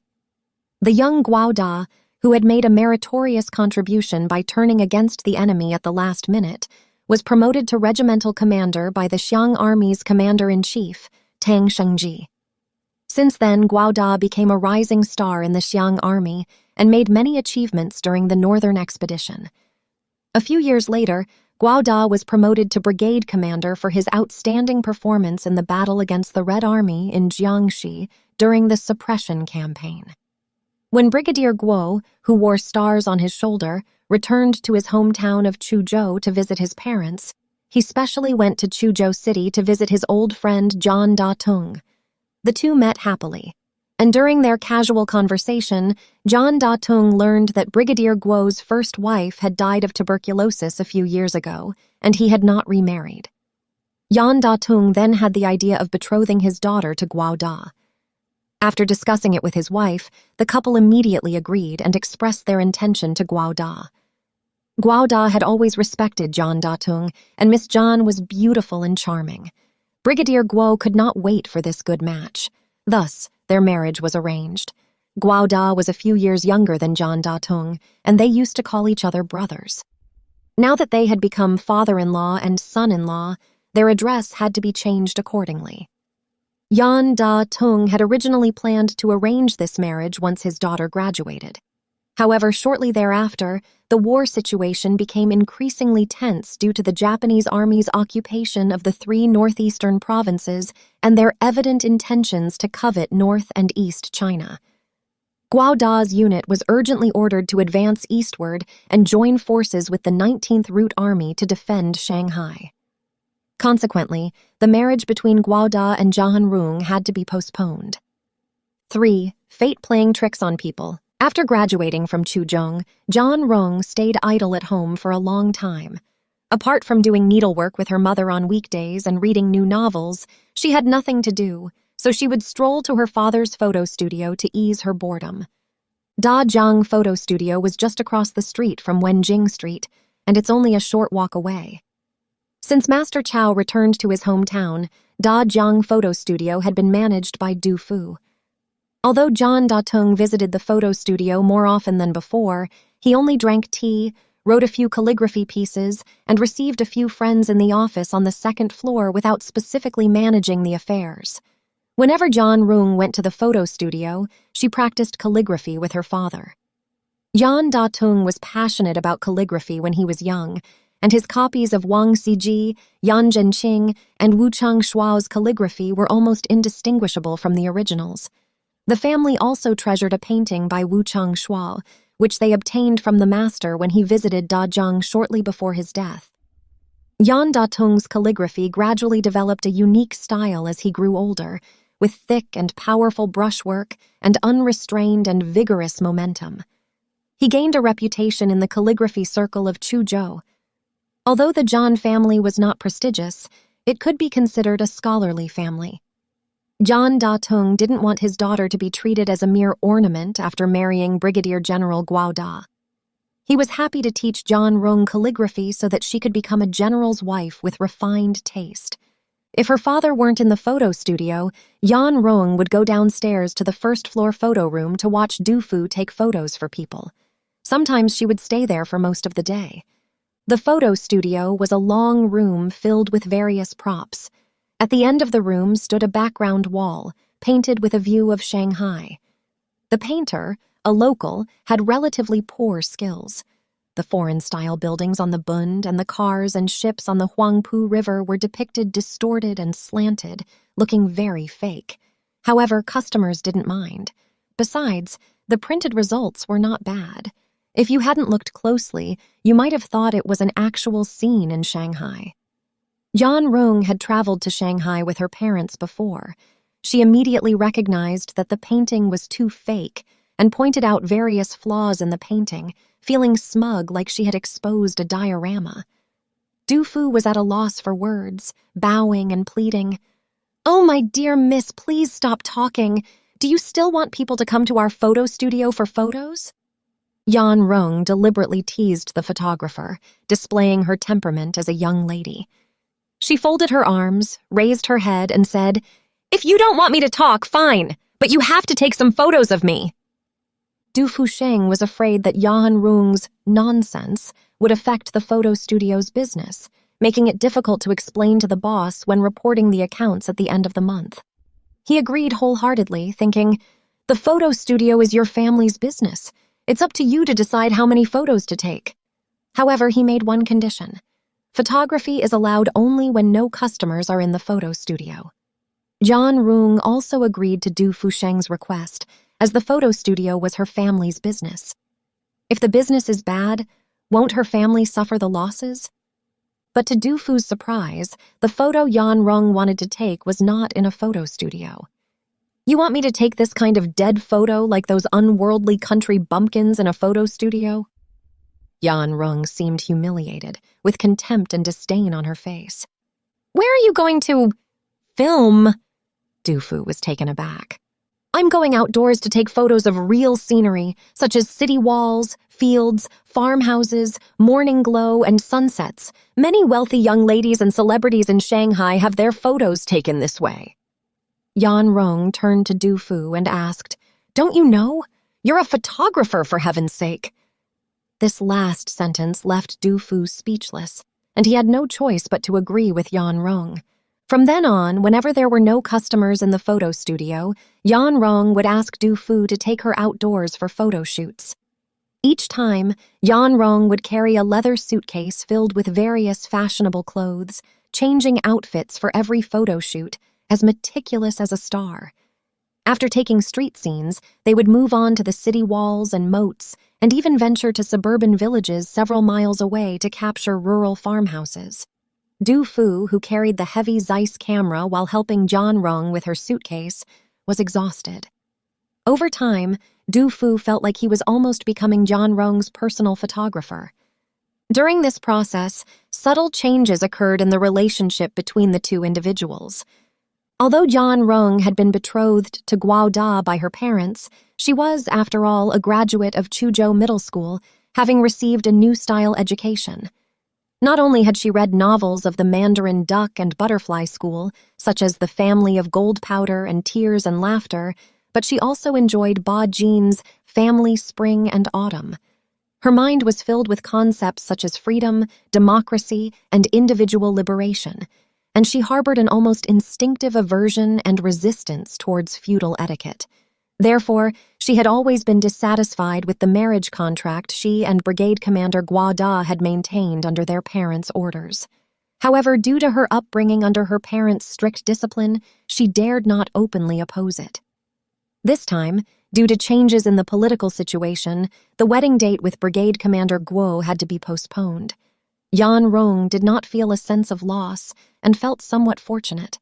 To pass the lonely time waiting to be married, she broke away from her reserved demeanor as a young lady and insisted on Du Fu taking her photo. Whenever she saw Du Fu being assigned to do everything she asked without complaint, she felt the accumulated blockages in her heart slowly dissipate, and a sense of mischief-like pleasure surged up in her heart. However, she also felt a hint of dissatisfaction. She did not want Du Fu always to obey her, and sometimes even secretly hoped that Du Fu would refuse her once or quarrel with her. To achieve this goal, she found various excuses, such as the photo not being taken sound or other reasons to get angry with him.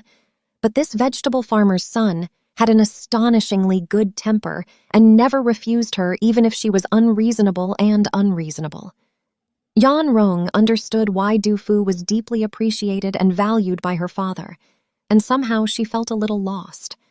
She thought that this young man, who was about her age, had precise eyebrows and bright eyes, was knowledgeable and reasonable, and did not look like the son of a vegetable farmer at all, especially his gentle and considerate temperament, which was much more pleasing to the eye than Guo Da, who was of military background, had a beard, and was older than her. One day later, Yan Rong suddenly asked Du Fu if she could watch him develop photos. "Miss, the chemicals in the dark room have a strong smell. You won't be able to stand it." Du Fu hesitated, but seeing Yan Rung's resolute expression, he agreed. The darkroom was located on the inner side of the photography room, with a small door opening and no windows. When the door was closed, it was pitch black, and it was impossible to see your own fingers. It felt like being in the dark of night, a dim red glow projected from the wall resembling a ghostly flame. Yan Rung suddenly felt afraid. She instinctively grabbed Du Fu's hand and cried, "I'm scared!"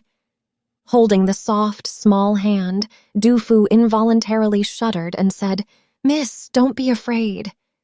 Even as he spoke, his teeth couldn't help chattering. Even Yan Rung heard it and whispered, "Du Fu, are you scared too?" Du Fu said disguisedly, "I'm not afraid." Yan Rung chuckled secretly.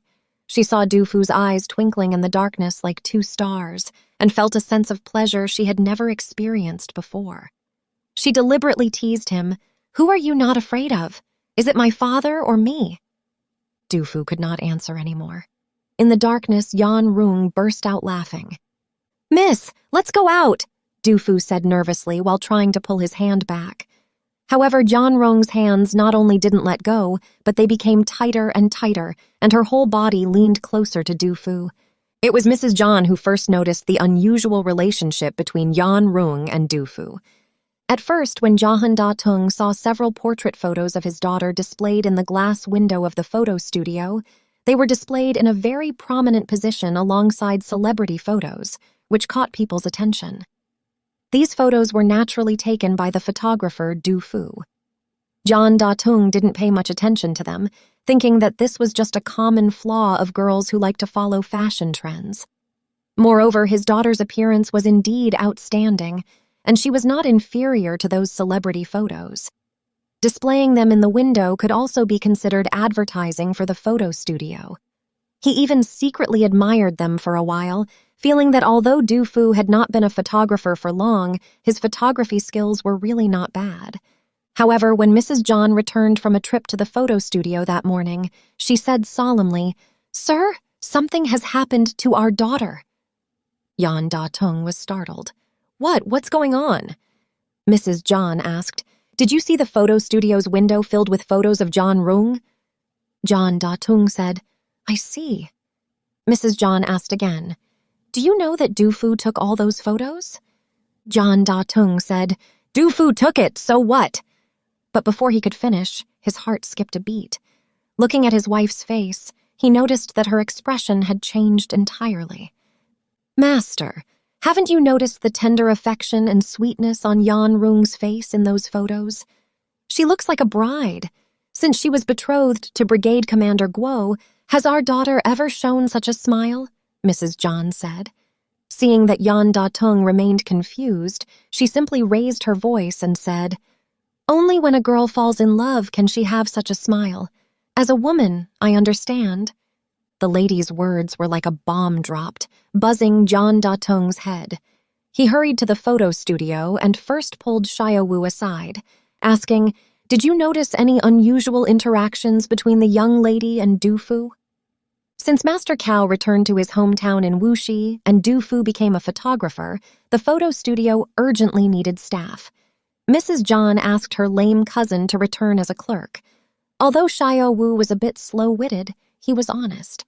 At that moment, when the boss asked him with a serious face, he hesitated slightly and said, "So Xin, Miss won't let me speak. She will get angry if I do." Yan Da-tung gave him a stern stare and asked, "Are you afraid of the young lady or my anger?" Xiao Wu said, "Of course I'm afraid of you. If you get angry, I won't be able to finish this task." Yan Da-tung said, "That's good to know. Hurry up and tell me." Xiao Wu said honestly, "Miss often stays in the dark room with Du Fu." Yan Da-tung's voice suddenly rose an octave. "What are they doing inside?" Xiao Wu said hesitantly, "Once I saw them kissing." Upon hearing this, Yan Da-tung's face turned livid. Without saying a word, he turned around and left. That day, Dajiang Photo Studio made an exception and closed early. John Da-tung and Mrs. John interrogated Yan Rung and Du Fu for a long time, each taking turns, just like interrogating a criminal. In the office on the second floor of the photo studio, Du Fu confessed to the affair between her and Yan Rung. "Boss, don't blame Miss. It was me who fell for him first." Du Fu took full responsibility for himself and kept defending Yan Rung. This made John Datung even angrier. In his eyes, Du Fu was audacious, shameless, and undeserving of his trust and esteem. I must have been blind to have chosen you, a white-eyed wolf, he roared at Du Fu. Feeling guilty towards his boss, Du Fu fell to his knees with a thud, bowing his head and saying, "Boss, I'm sorry. You can punish me however you like, but I truly like Missy. I want to marry Missy and am willing to take her surname, John." But before he could finish, Yan Datung spat at him. "Bah, you're just a toad trying to eat swan meat. You don't deserve to have the surname John, nor do you deserve to like my daughter." Du Fu's already pale face turned even paler. For Yan Datung, what worried him even more was how to explain to his future son-in-law, Brigade Commander Guo. In a state of panic, he suffered an attack of angina pectoris and slumped into the armchair behind the desk he usually used for writing. He was out of breath and rolled his eyes. Seeing the situation, Du Fu, despite the saliva spat by Yan Datung still on his face, ran to the street to hail a rickshaw. It was already dark, and the street was deserted. After a while, Du Fu managed to hail a rickshaw. Then he called Xiao Wu, and the two of them hurriedly helped Yan Datung from the second floor onto the rickshaw and sent him back to his home on Wenjing Street. The next day, Dajiang Photo Studio closed down. Yan Datung also fired photographer Du Fu. Few people know the reason for his dismissal. Not long after, Yan Datung and his family left for Shanghai to bring their daughter to marry Brigade Commander Guo. Many people in Chuzhou who knew Yan Datung thought he would stay in Shanghai and not return, relying on the powerful backing of the general's son-in-law.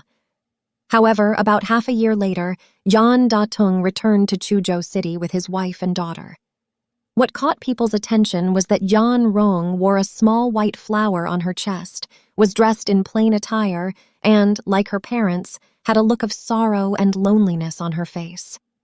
Later, people learned Brigade Commander Guo had indeed married the eldest miss of the Zhan family in a grand ceremony and brought her into the general's residence with great honor. However, not long after, the Japanese army suddenly attacked Shanghai.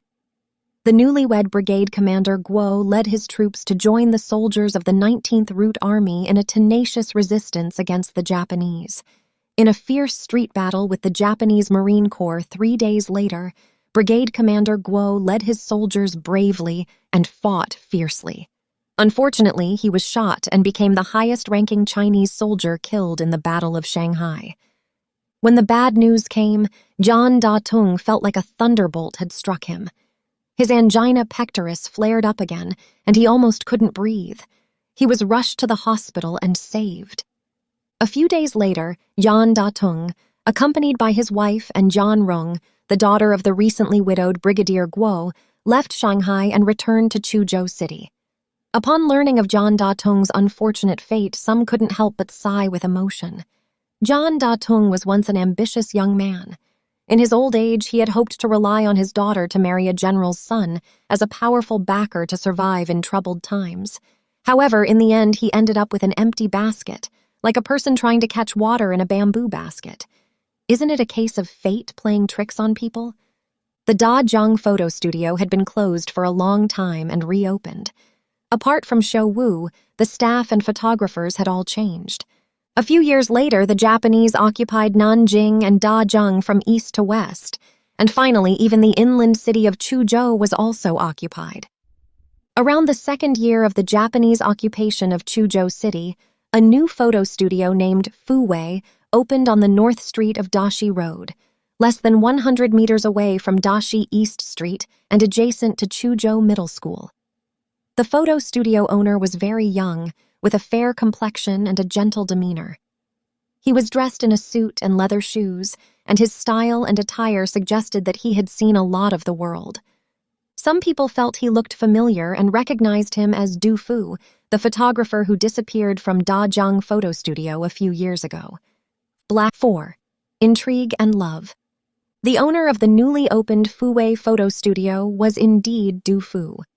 The saying goes, after 3 days, one should look at others with new eyes. Today, Mr. Du was no longer the vegetable farmer's son, the assistant, or the photographer of the Dajiang photo studio that he used to be. There have always been diverse opinions in Chuzhou City regarding Du Fu's rise to fame. Some say that after being dismissed for seducing Miss John, the daughter of the owner of the Dajiang photo studio, Du Fu worked as an assistant and apprentice in photo studios in Dajiang and Tianjinwei for several years. Later, he moved to Beiping and finally secured a position at the Lishan photo studio on Dongxi Street. Speaking of this Lishan photo studio, it was a renowned and time-honored brand in Beiping. It opened in 1912, the second year of the Xinhai Revolution. Many prominent officials and dignitaries in Beiping had their photos taken at Lishan. The glass display windows on both sides of the photo studio showcased a long row of celebrity photos, making a massive splash throughout Beiping. The owner of the Lishan photo studio was a member of the 8 Banners. Initially, Du Fu was just an ordinary assistant. After working with him briefly, the owner noticed that he was not only familiar with photographic techniques but also brilliant and capable. Upon further understanding Du Fu's background, the owner felt that he was a talent, and it would be a pity to let him go unused, so he made him an assistant to the photographer. The photographer, Li Hans, was a German Chinese. His father was the owner of a factory in Hamburg. Li Hans had studied at the renowned Heidelberg University in Germany, majoring in photography. Upon graduation, he interned at a factory that produced famous cameras such as the Leica. The camera used by the Lishan photo studio was also a Leica, which was more than a grade higher than the Zeiss camera from Germany used by the Dajiang photo studio. As a photographer hired by Lishan photo studio at a high cost from abroad, Li Hans's skills were rare and exceptional in the entire city of Beiping. Not only did he hold a high status, but he also earned a high salary. Although he was not yet 30, he exuded an air of authority, and even the boss showed him respect and deference. As Li Hans's assistant, Du Fu endured many hardships. Li Hans was exceptionally particular about his appearance, arriving daily in a Western suit, his shoes polished to a mirror shine, his hair so sleek that not even a fly could land on it. He would occasionally pepper his speech with English or German phrases. While other staff called him fake foreign devil behind his back, Du Fu never spoke ill of Li Hans. Instead, he served him with utmost respect and caution, like a disciple to his master. During photo sessions, Du Fu would stand beside Li Hans, holding a thermos of tea ready to serve it when Li Hans became thirsty. If Li Hans's shoes got muddy or dusty, Du Fu would immediately fetch a cloth and bend down to clean them to spotlessness. Many at Lishan, including the owner, felt Du Fu's subservience to Li Hans was excessive and often sneered at him behind his back, but Du Fu remained steadfast in his ways. 2 years later, Li Hans suddenly resigned to return to Germany and claim his inheritance following his father's death. Before leaving Lishan, he formally recommended Du Fu as his replacement. The owner was quite surprised and concerned that Du Fu was too young and inexperienced to be in such an important position. But Li Hans smiled slightly and said, "Boss, you can rest assured, I have taught him everything I know. If you don't trust him, you don't trust me." The owner, recalling Du Fu's devoted service to Li Hans, uttered a soft, "Oh," and said nothing more. Du Fu became a photographer at the famous Lishan photo studio in his early 20s. In the Beiping photography industry at the time, this was a considerable piece of news. Later, facts proved that the owner's choice was right. After Du Fu became the photographer at Lishan photo studio, business not only did not decline from before Li Hans's resignation, but continued to rise for 2 consecutive years. In the 3rd year, the owner raised Du Fu's salary by 100% of his previous wage, putting him on equal footing with Li Hans. But who could have expected that, just as Du Fu was doing exceptionally well at Lishan Photo Studio, he would suddenly resign from the owner and return to his hometown, Chuzhou. Those who knew Du Fu were all bewildered. The owner was even more filled with regret and dismay. Du Fu's reason for giving up his promising future in the capital and returning to Chuzhou was none other than Miss John Rong, young miss of the Great River Photo Studio. As mentioned before, after the affair between Du Fu and John Rong was exposed, John Datong fired him in a fit of anger. Du Fu possessed a strong sense of self-respect and sensitivity, despite his humble origins. Had it not been for John Datong's discerning eye, he might still be hawking vegetables in the alleys of Chuzhou. Similarly, had it not been for his secret liaison with the young Miss John, a scene of carnal passion, one only seen in modern dramas, enacted in the darkroom of the photography studio. He might have still been that diligent, obedient fellow, appreciated by John Datong. John Datong and his daughter, John Rong, inadvertently served as mentors for Du Fu's life, making him realize that a vegetable farmer's son also had the chance to pursue his grand life goals and was even entitled to pursue a rich man's daughter like John Rong. In the years that followed, whether in Tianjin or Beiping, Du Fu never forgot his brief romance with Miss John, nor the humiliation John Datong's spittle had brought him. He secretly formulated a grand goal: to one day return to Chuzhou, open a photography studio as grand as the Dajiang, note a local photography studio, marry Miss John, and swear not to rest until that was accomplished. Therefore, when Du Fu had saved up enough money, which he believed was sufficient to open a studio, he didn't hesitate to leave Beiping and return to Chuzhou, opening a studio with a scale that was no smaller than the Dajiang studio, just across the street on the north side of the Great Crossroads. John Datong remained entirely in the dark regarding all of this. Even after learning that the young owner of the Fuwei photography studio was his former employee, Du Fu, it never crossed his mind that this contained Du Fu's long-planned life drama. The only person who had a premonition of things was John Datong's daughter, John Rong. As the widow of Brigade Commander Guo Da, one could only imagine the sorrow and despair John Rong had experienced. Du Fu's appearance was like a ray of sunlight that suddenly pierced through the overcast sky of her heart. John Rong suddenly realized that what had happened between her and Du Fu was not some frivolous affair between a noble lady and a poor young man, as described in foreign novels. More importantly, she discovered that she did not truly love the heroic Brigade Commander Guo, who had died a martyr's death, but rather Du Fu, the son of a vegetable farmer with whom she had once shared a brief moment of passion.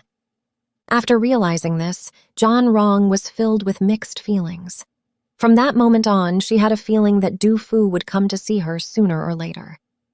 That day had finally arrived. Since returning to Chuzhou from Shanghai with her parents, John Rong had strictly adhered to the duties of a widow, wearing plain clothes, appearing without makeup, and staying home most of the time. One morning, after having breakfast as usual, Jan Rong was reading and practicing calligraphy when she suddenly saw a postman at the door, bringing her a large bouquet of roses that shone like the sunset, with vibrant colors, along with an unsealed envelope containing only a thin note with a verse from Li Shangyin's Untitled poem. "It's hard to meet and hard to part. The east wind is too weak. The flowers all fade. The silkworm spins its silk till death. The candle sheds its tears till ash." Below the poem was a line of neat characters.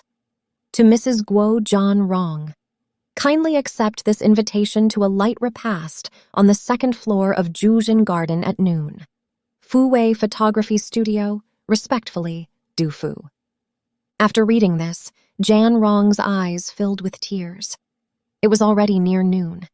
She hesitated slightly, then applied a little light makeup, hailed a rickshaw at her door, and headed straight for Zhuzhen Garden on the north side of the Great Crossroads. Zhuzhen Garden was a renowned restaurant in Chuzhou specializing in local cuisine. However, after the Japanese occupation, they added a Japanese-style restaurant on the second floor. In addition to hiring a chef from Japan, all the waiters wore kimonos. The authentic Japanese service attracted many Japanese officers to dine with their families and friends on weekends and holidays. As a result, business didn't decline after Chuju fell under Japanese occupation and thrived more than before. John Rong walked into a private room on the second floor and immediately saw Du Fu, the owner of Fuwei Photography Studio, sitting on the tatami mat. Their eyes met, like lightning striking, sending sparks flying and stirring up a towering wave deep within their hearts. "Madame Guo, young Miss John Rong, Boss Du Fu." Both of them uttered the other's name in unison, their gazes upon each other carrying both the unfamiliarity and timidity of their first encounter and the lingering tenderness and affection of days long spent together. Although it was only a few short minutes, it felt as if they had traveled through endless years, and the wind, frost, rain, and snow of time suddenly flooded onto their faces. Neither could hold back the tears coursing down their cheeks in the private room. Following this, Du Fu recounted his life after leaving the Dajiang photography studio and his experiences working in Tianjin, Beijing, and elsewhere. His tone was remarkably calm, as if he was speaking of a story completely unrelated to himself. But for John Rong, every single word struck her heart like a hammer. When she heard how Du Fu had humbled himself like a servant, enduring humiliation and hardship to serve the photographer Li Hans at the Lishan photography studio to curry favor with the man, tears flowed uncontrollably from John Rong's eyes. After calming down slightly, Du Fu pulled out a stack of photographs from his pocket and spread them out on the tatami mat. As John Rong took a look, she realized they were all the portrait photos Du Fu had taken of her in the past. In that instant, images of the passionate moments she had spent with Du Fu in the open air and the cramped dark room flooded her mind. These past years, no matter how busy or tired I've been, I've had to take these photos out and look at them every day. I see these photos as if I'm seeing you. Du Fu's eyes were brimming with tears. Young miss, since I left you, not a single day has passed that I've forgotten you. Everything I've done up to now has been for you. Without you, all of this would mean nothing to me. I swear to God I'll only be your servant in this lifetime, and I want to marry you. Everything I have, including the Fuwei photography studio, belongs to you. Whether in poverty or wealth, I'll only love you and won't leave you until forever. Du Fu was speaking as if reciting a Christian prayer, and then suddenly dropped to his knees, burying his tear-stained face in John Rong's lap. John Rong felt like she'd been struck by lightning, involuntarily grabbing Du Fu's hands. The two embraced tightly, and John Rong sobbed uncontrollably. At that moment, the door to the room was suddenly pushed open a crack, and a Japanese lieutenant, his collar open and a saber slung across his chest, peeked his head inside, leering at Du Fu and John Rong. He chuckled lewdly a few times, then pulled his head back. The drunken Japanese officer Nakashima was the commander of the Chuju Military Police Command of the Japanese Army. He inadvertently witnessed Du Fu and John Rong's lifelong commitment to each other. Soon Du Fu held a grand wedding at the Jujin Garden, and the bride he took was John Rong, the young miss of the Great River Photography Studio. On the wedding day, many dignitaries from all circles in Chuju were invited. Officer Nakajima, head of the Japanese military police, also attended to show his support for Du Fu. He announced on the spot that the Fuwei Photography Studio would be designated as the official photo studio for the Japanese troops stationed in Chuzhou. He awarded Du Fu a Sino-Japanese Friendship Envoy medal. What puzzled many people was that John Datong, the owner of the Dajiang Photography Studio and the bride's father, did not appear at the wedding. Madame John, who was attending in his place, also had very little joy on her face.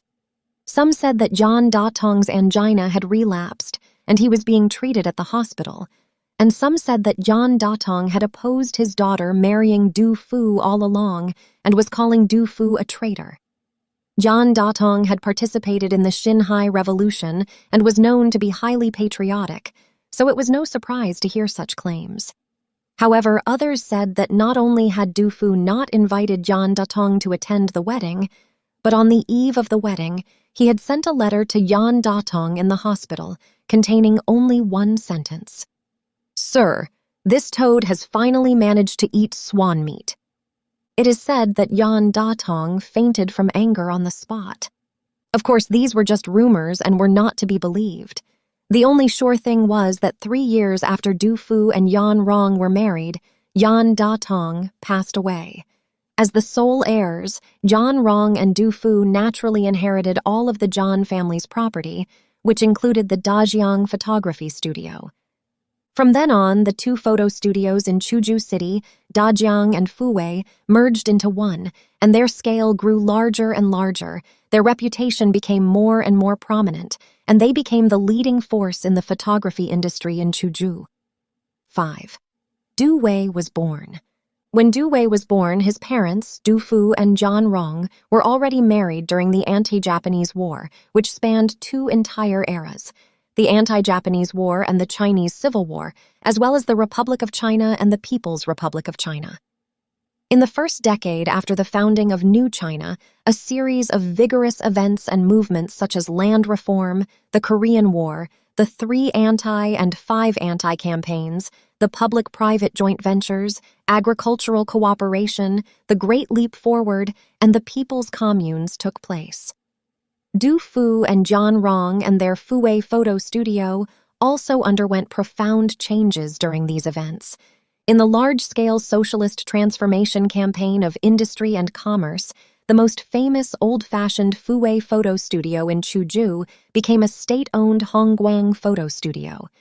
The former owner, Du Fu, served as the deputy manager of the photo studio. In contrast, his wife, Yan Rong, who originally had a job at the photo studio, resigned after less than a month due to the constraints of an 8-hour workday. After the photo studio became state-owned, the government paid the Du family monthly interest. With this money, Yan Rong could continue to live a pampered life like before. Although Du Fu and Yan Rong had lost their status as the boss and boss's wife, they had been relieved of the cumbersome pressures of running a photography studio and felt more relaxed. Du Fu went to work every day and followed the same routine, like a pendulum. Once the Fuwei photography studio owner and the most renowned photographer in Chuzhou, this man became content, happy, and satisfied with his lot. Du Fu seemed not to care about the state-run nature of the Fuwei photography studio. He only seemed to care about his home and his wife, Yan Rong. Before the liberation, they had hired a nanny. Still, after the liberation, the new society promoted equality, self-reliance, and the principle of from each according to his ability to each according to his work. So, Du Fu took over all the housework himself. For many years, Du Fu had faithfully kept his promise to Yan Rong, loving her like a servant and always calling her young miss. Yan Rong spent her time practicing calligraphy and tending to her flowers at home. She rarely did any housework. Du Fu did all the dirty and hard work around the house, from shopping and cooking to cleaning. Ever since they got married, rain or shine, they would walk hand in hand along the city wall every evening after dinner, a habit that had continued from their youth to their middle age.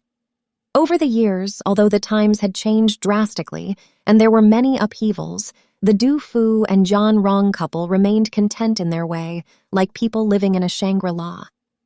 If there was any regret, it was that the couple, despite being over 40, had no children. There are 3 forms of filial disobedience, but the greatest is the failure to produce offspring. Seeing that the lineage of the Du family was about to end in his hands, Du Fu was secretly anxious. To continue the family lineage, he accompanied Missy Yan Rong to visit every hospital in Chuzhou, but to no avail. Unwilling to give up, Du Fu searched everywhere for folk remedies. To prevent poisoning, every time he brought back a prescription, he would taste it himself before giving it to Missy. After several years, Yan Rong's belly remained empty. Du Fu did not give up and sought secret recipes among the people, and to prevent poisoning, Du Fu always tried the prescriptions first before giving them to young Miss.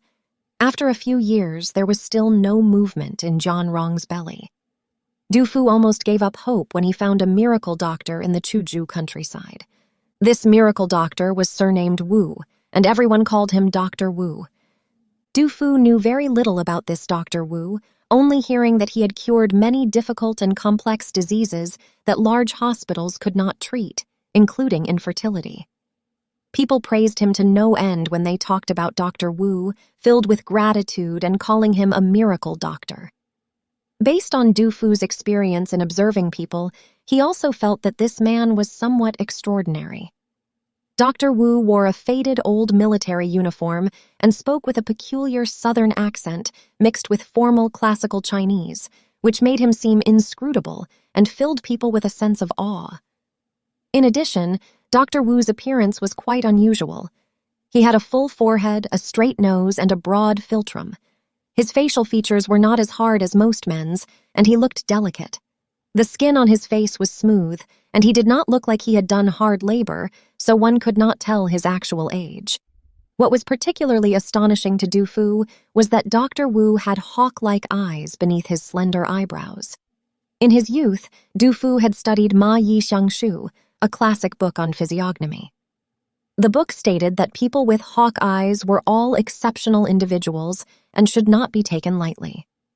As for Dr. Wu's background, Du Fu only heard that he had previously been a military doctor in the People's Liberation Army, and some said he had been in the Kuomintang Army. There were different opinions, but in the end it seemed that he was indeed someone extraordinary. Du Fu felt that he had met a miracle doctor. So, he brought Dr. Wu from the countryside to the city and let him stay at his home. He provided him with good food and lodging, hoping that Dr. Wu could help young Miss John Rong give birth to a boy or girl to continue his family line. As mentioned, the John family lived in a 2-courtyard mansion on Wenjing Street. After John Datong and his wife passed away, the John family residence was inherited by Missy John Rong and her husband Du Fu. The rear courtyard used to be the couple's bedroom and study, and the front courtyard was the guest room, kitchen, and dining room.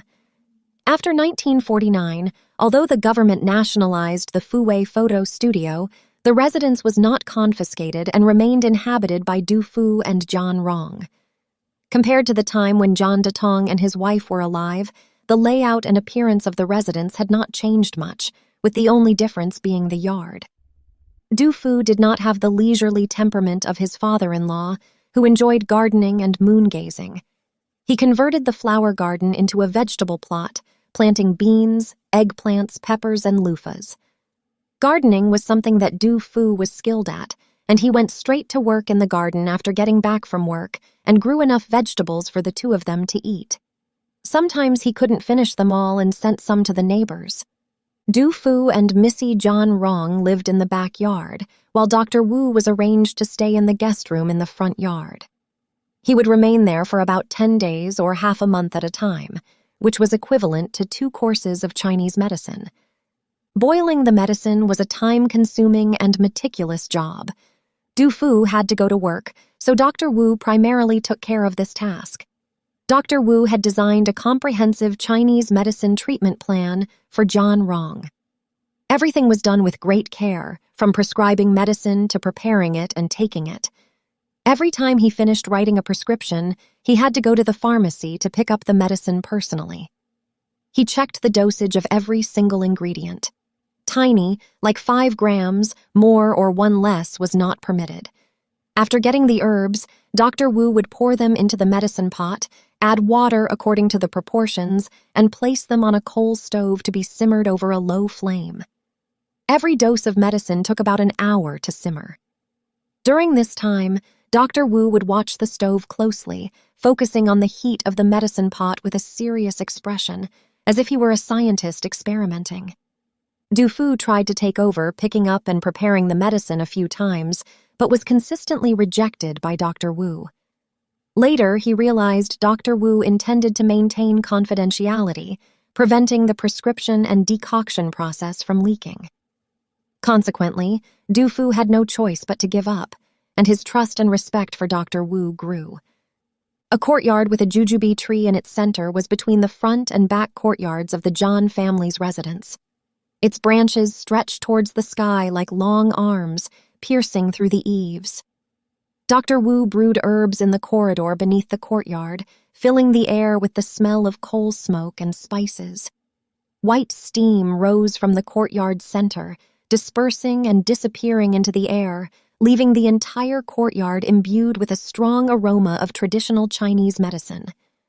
Every time the medicine pot on the stove emitted a bubbling sound indicating that it was boiling, Dr. Wu, who was sitting on the bamboo chair beside it, would quickly stand up, lift the lid, dip a pair of silver chopsticks into the medicinal soup for a moment, then withdraw them and carefully examine them under his eyes.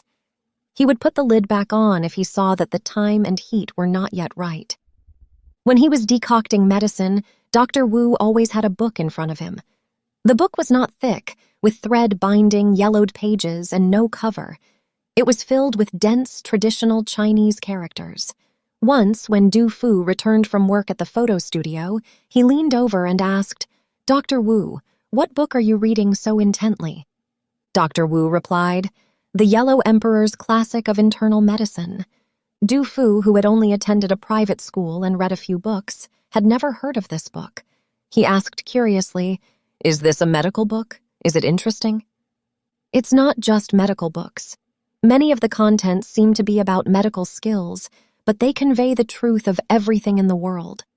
I've read them countless times, but I'm still far from truly understanding them, said Dr. Wu, speaking in a mysterious tone, carefully closing the book. Du Fu noticed that the edges and pages of the book were worn and yellowed like winter leaves and would crumble into powder with just a gentle squeeze. At that moment, Du Fu felt that Dr. Wu was a skilled doctor and possessed profound knowledge. That night, in their bedroom, Du Fu mentioned the book that Dr. Wu had been reading. Young Miss John Rong gave a soft, "Oh," and said, "I know that book. It often sat on my father's desk, and he would read it whenever he had time. The book was almost falling apart." When his wife mentioned the deceased John Datong, Du Fu fell silent. Over the years, he harbored mixed feelings towards his father-in-law, who recognized his talents and severely humiliated him. He always tried to avoid mentioning him. John Rong understood her husband's emotional knot, and Du Fu was obedient to her in everything except for this point, which he was surprisingly stubborn about. Therefore, no matter how unhappy she was, she had no choice but to accept it. At that moment, she glanced at her husband's furrowed brows and had to change the topic. "We've been taking Dr. Wu's medicine for almost half a year, but why hasn't it shown any effect? Is he really as amazing as you said?" Du Fu didn't answer. Jan Rong's question had lingered in his mind for a long time, but he couldn't reveal it. After all, it had taken him considerable effort to track down Dr. Wu from the countryside. He stretched out one palm and touched his wife's belly, which was as smooth as ever, even slightly cold, like a vegetable patch that never yielded fruits due to a lack of base fertilizer. He sighed gently and said, "Dr. Wu used to be a military doctor in the army. He doesn't seem like one of those quack doctors who swindle people in the streets." Du Fu's tone was very affirmative, but John Rong didn't respond after listening. After a while, she whispered, "Having a stranger living in our home for so long makes me uneasy. I feel scared at home alone when you go to work during the day. I can't concentrate on practicing calligraphy or reading books. When I take a nap, I always feel like someone is walking around outside. Sometimes when I go to the toilet, I feel like two eyes are staring at me from behind like nails." Jan Rong was already over 40, but she was still like a little girl. She liked to be spoiled by her husband and spoke softly, timidly, and almost neurotically. Du Fu was used to it, and when he heard his wife's words, he comforted her as he always did. "You're just not used to having strangers in the house. You're being neurotic. In a few days, I'll have Dr. Wu add a few ingredients to the prescription to help you calm your nerves." But by this time, John Rong had already fallen asleep, with one hand still tightly gripping Du Fu's arm.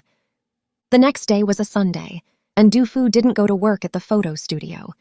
He stayed at home to plant vegetables and clean the house. After lunch, John Rong practiced calligraphy in the study in the backyard as usual. Du Fu and Dr. Wu sipped tea in the corridor under the patio and chatted for a while. It was May, and the draft from the hallway in the backyard was refreshing and pleasant. "Dr. Wu, I heard that you used to be a soldier in the army," Du Fu asked casually. "Was it in the Communist Party's or Kuomintang's army?" When he voiced out this long-buried question, he felt much relieved.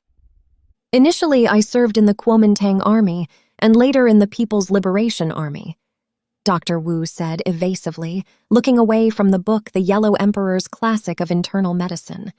Seeing Du Fu's doubtful expression, he added, "During the Battle of Shuju, I served as a military doctor in the 25th Army of Huang Baitao's Corps. The commander of the 25th Army was Chen Shijiang." "Then why did you end up in the People's Liberation Army?" Du Fu asked with great interest. "The Huaihai campaign, should be called the Shuju Bengbu campaign. The Kuomintang army was defeated, right? I was in a prisoner of war camp for a few days. The communists, the People's Liberation Army, found out that I was a military doctor, assigned me a job, and persuaded me to join their ranks. However, I wasn't in the military headquarters.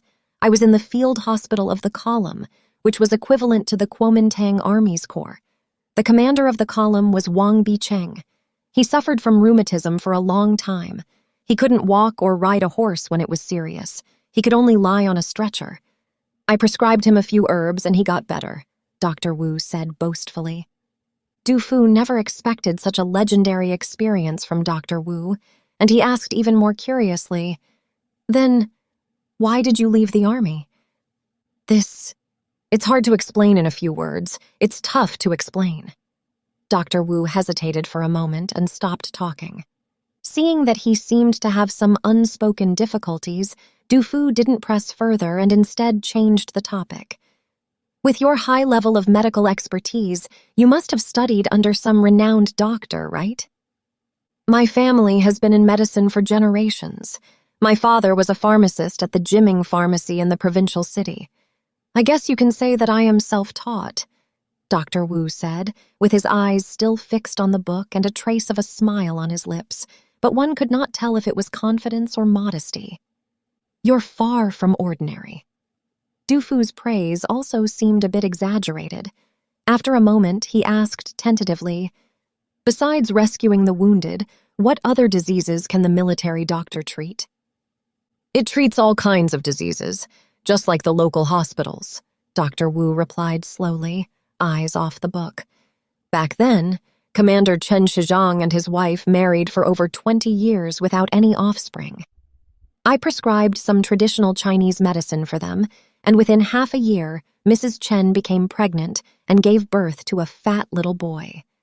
You probably won't believe it, but I also treated Madame Chang. Oh, that's Ms. Song Mei-ling. She didn't have any serious illnesses. It was just a common gynecological disease and nervous exhaustion, causing her to have trouble sleeping at night. After taking some medicine, she got better. Later, I learned that Song Mei-ling and the commander's wife were from the same hometown, Wenchang in Hainan," Dr. Wu said, glancing at Du Fu.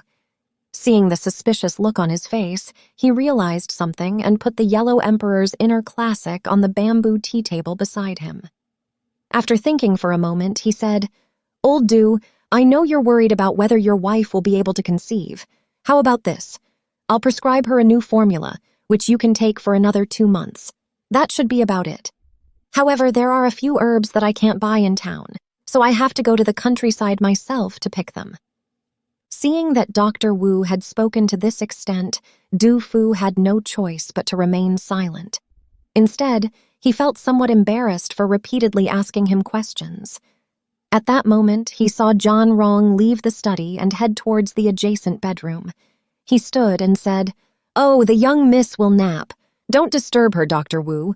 You can continue reading. I'll go tidy up the vegetable patch." With that, he picked up a hoe from a corner of the porch and walked softly towards the small vegetable garden in the front yard, as if afraid of disturbing John Rong. Dr. Wu left the Du family the following day and went to the countryside. Before long, Dr. Wu came back from the countryside. One of the ingredients in his new prescription was a turtle. This ingredient could not be found in the town's pharmacies or markets. In Chuzhou, turtles were seen as unclean and unlucky, and no one would eat them except for the wandering beggars. I went to great lengths to buy this from an old beggar who used a special hook to catch turtles, and it was over a foot long. As soon as Dr. Wu entered the Du family home, he went to the kitchen, used a gourd ladle to scoop 2 large ladles of water from the water vat, and drank it all. While wiping his mouth with his faded old military uniform sleeve, he recounted the story of buying the turtle. Du Fu was so touched that he was almost speechless. In this newly prescribed formula by Dr. Wu, the turtle was a critical, guiding medicine.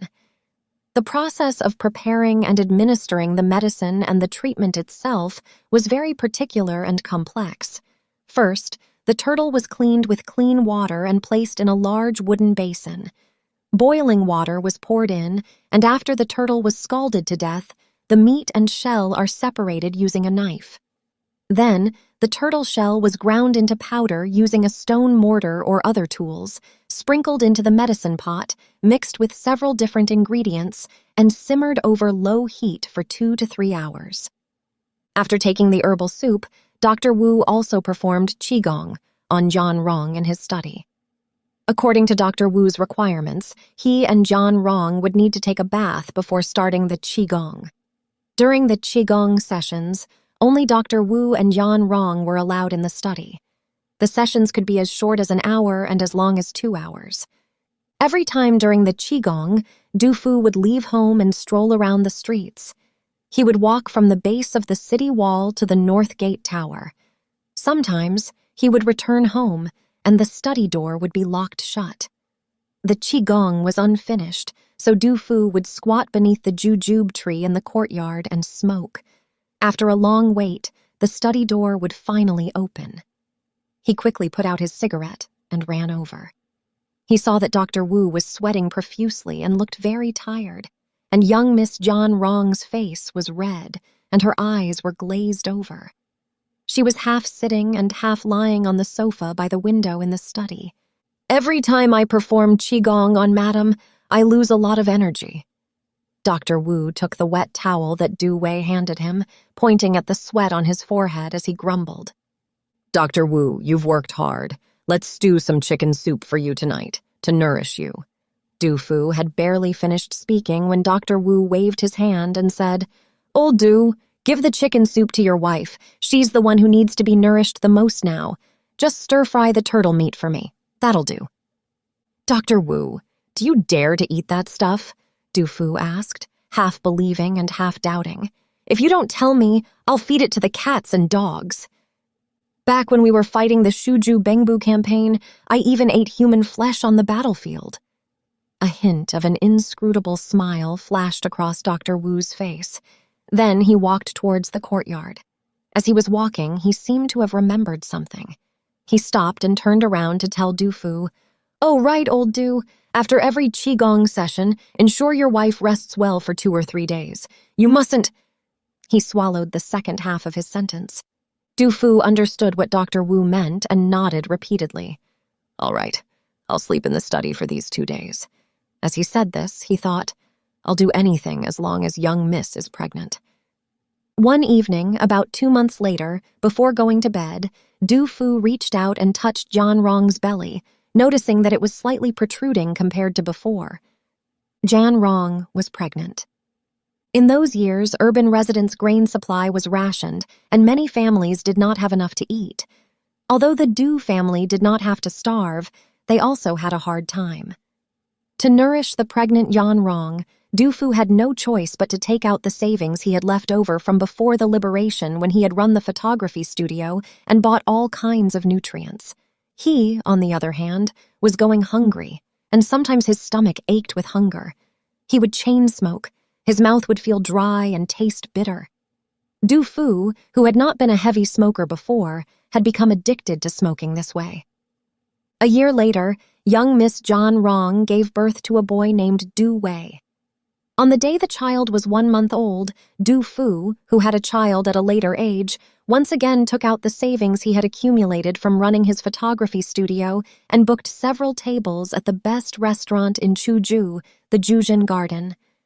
From the cadres and workers at the Hongguang photography studio to the neighbors on Wenjing Street, everyone who had drunk the wine at Du Wei's 1-month celebration sighed in amazement.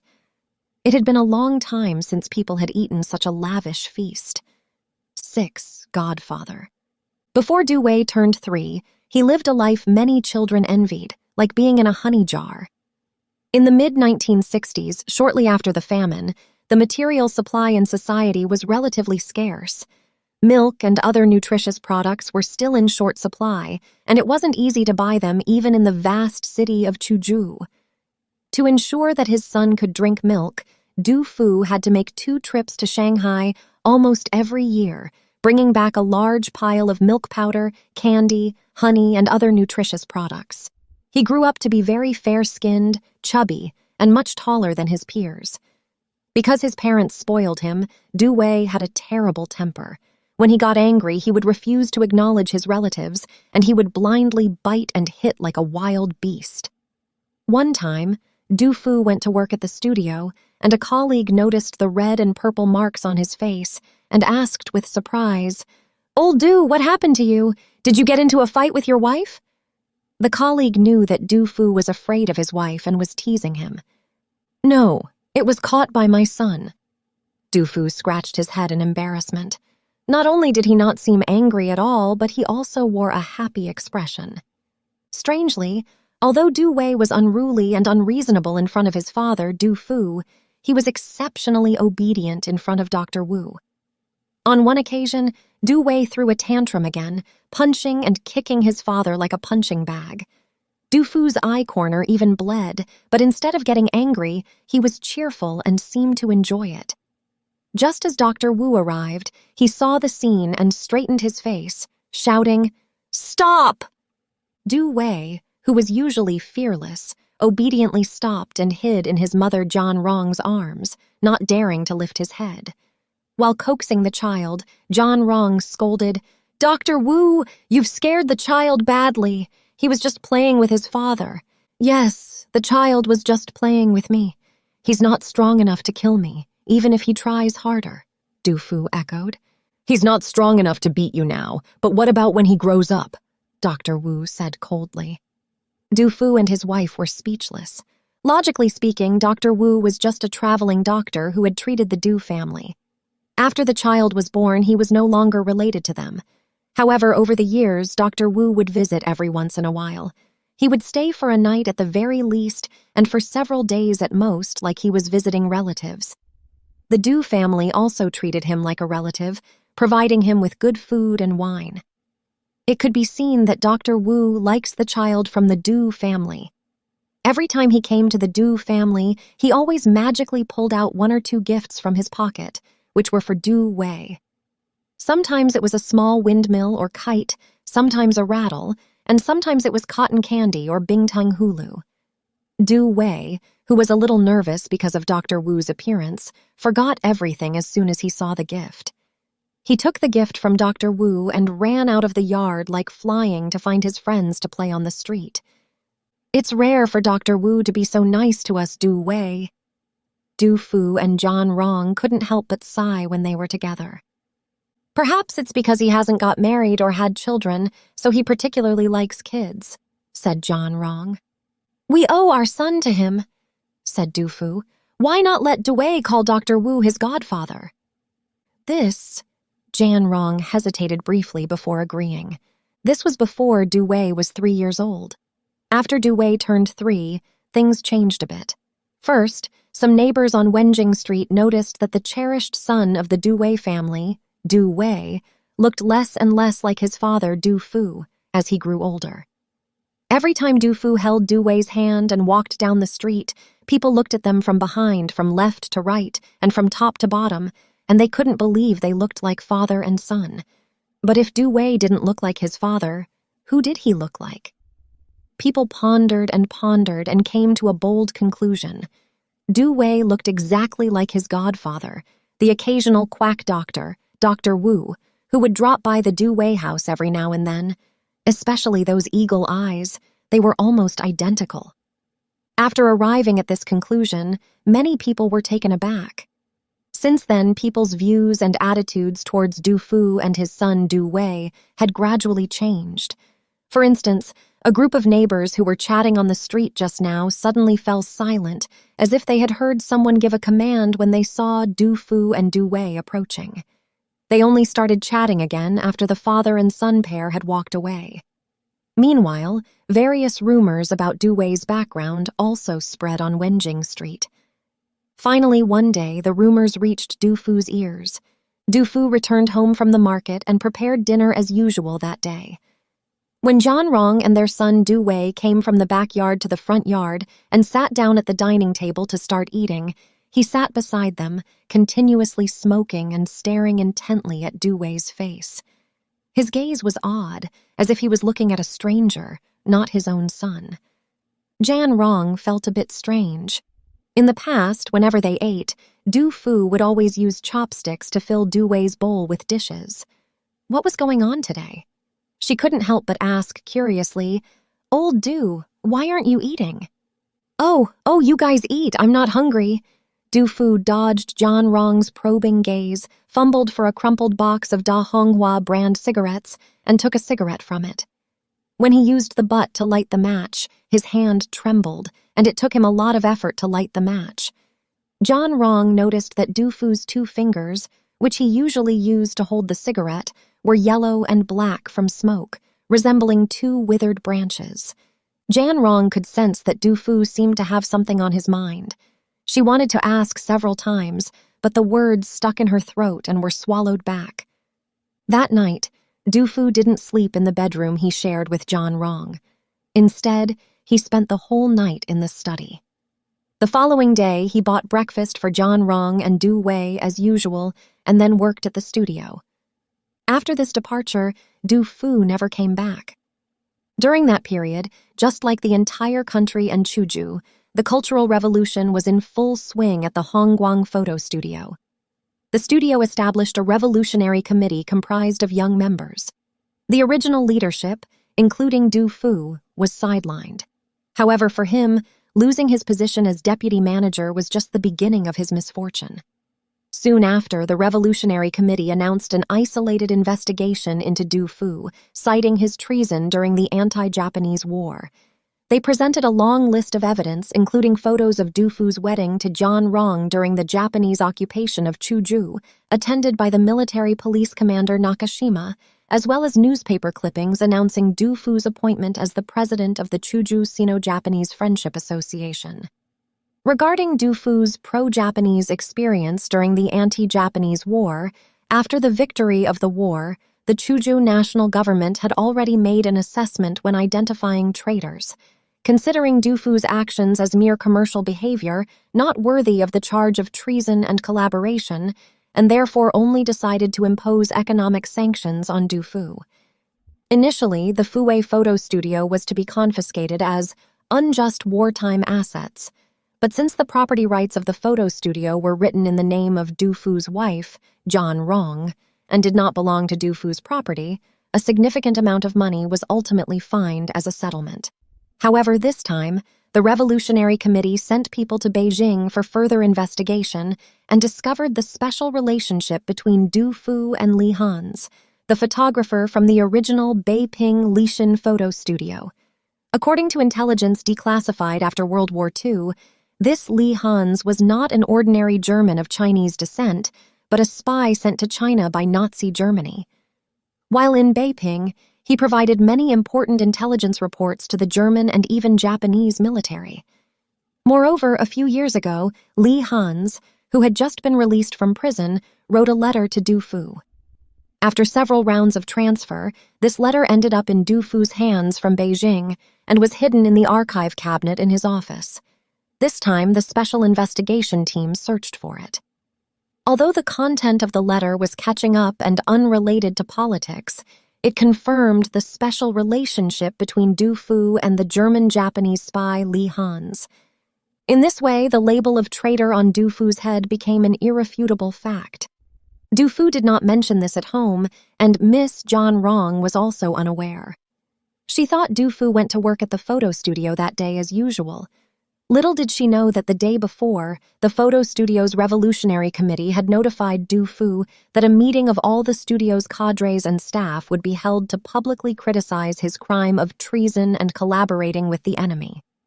The criticism meeting was held on the second floor of the photo studio. Although the photo studio was a state-owned unit, it had few employees, with only about a dozen people, including the handymen.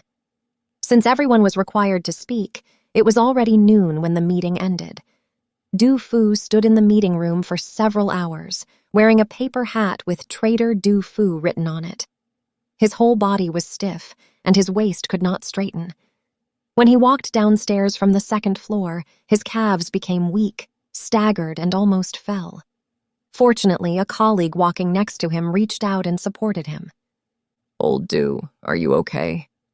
The colleague looked around and asked quietly, You look pale, as if you are sick. Do you want me to help you go home? Du Fu closed his eyes, shook his head, said, Thank you, but no thanks, and swayed out of the door of Hongguang Photo Studio like an autumn leaf. The weather was perfect, and it was noon. The sun was shining directly overhead, and the surroundings were brightly illuminated by the dazzling sunlight, as if on fire, very stunning. Du Fu stood at the door of the photo studio, looking around. The road was bustling with people and cars.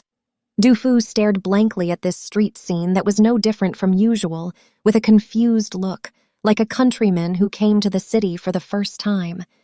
In fact, after leaving the photo studio that day, Du Fu did not go home but turned onto a road completely opposite Wenjing Street, where his home was.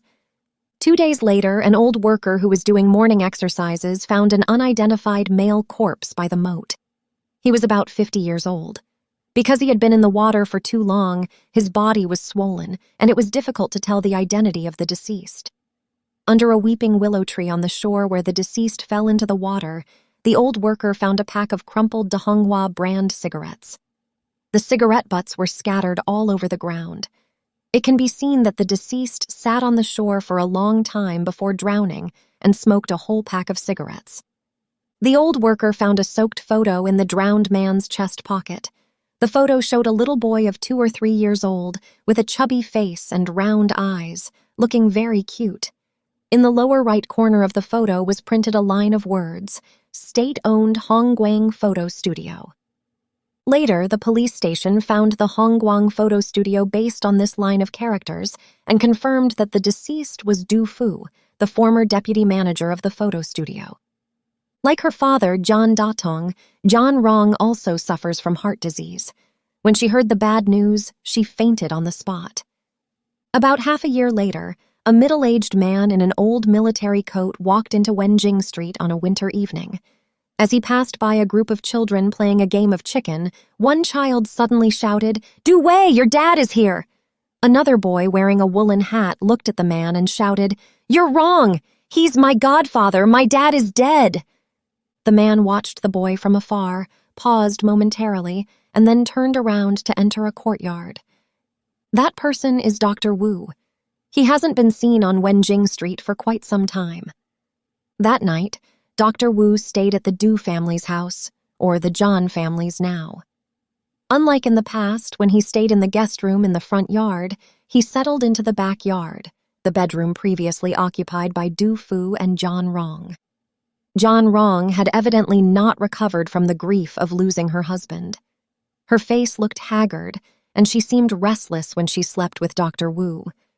She put on a cotton jacket and slippers several times and went to the small room next door to check if her son, Du Wei, was asleep. "Are you still upset about old Du's death?" Dr. Wu leaned against the bedside and said, "This isn't good. It will hurt your health. Old Du gave up his property rights for me. Otherwise, the photo studio would have been confiscated by the nationalist government as unjust assets during wartime. After liberation, I was able to live a comfortable life thanks to old Du," Jan Rong muttered to herself. "But I killed him for this child. I'm so sorry to old Du. Old Du didn't commit suicide by jumping into the river because of his child. It's said that he was criticized and denounced for being labeled a traitor. Dr. Wu's voice was somewhat slurred. No. He looked strange the night before he died, and he had Du Wei's photo in his pocket after he died. Jan Rong said no, repeatedly. He jumped into the moat only after he found out the child wasn't his. Speaking of which, Jan Rong couldn't control herself due to grief and guilt, and couldn't help but sob. Dr. Wu fumbled for a handkerchief from the pocket of his coat draped on the bedside table and handed it over. When Jan Rong didn't take it, he wiped away the tears from the corner of her eyes. After a while, Jan Rong's mood eased a bit. It's just a pity for Du Wei. He still doesn't know his own biological father. She swallowed the rest of her words. Dr. Wu asked tentatively, You mean tell him the truth? No, absolutely not. Not only can't we tell the child now, but we can't tell him the truth in the future either. We can't let the child bear the shame we've brought upon him. Jan Rong shook her head. Besides, the old Du family has been passed down through 3 generations, and the lineage has been broken in his generation. He's counting on Du Wei to carry on the family name, and I can't let Du Fu's long-cherished wish come to nothing. Du Wei will always be a descendant of the old Du family. Seeing Jan Rong's resolute attitude, Dr. Wu remained silent for a moment before putting his arm around Jan Rong's shoulder and solemnly swearing, Young miss, I swear to you that I will not let you and the child be wronged, nor will I let you suffer. For so many years, only old Du has called me Missy. I'm not used to you calling me that, said Jan Rong with a bitter smile on her lips. You can still call me Jan Rong. Dr. Wu's eagle-like eyes were fixed on Jan Rong, piercing her like an awl. She felt a bit scared and stammered, Old Wu, that's not what I meant. I understand what you mean, miss. Dr. Wu gazed at Jan Rong with a gloomy expression. A person's fortune is like the fate of a country. I won't be a wandering doctor for life. I've read the divination. Both my era and my son's era will come. You must believe me. Dr. Wu's words had a peculiar magic. Jan Rong closed her eyes and murmured dreamily, I believe. Volume 3.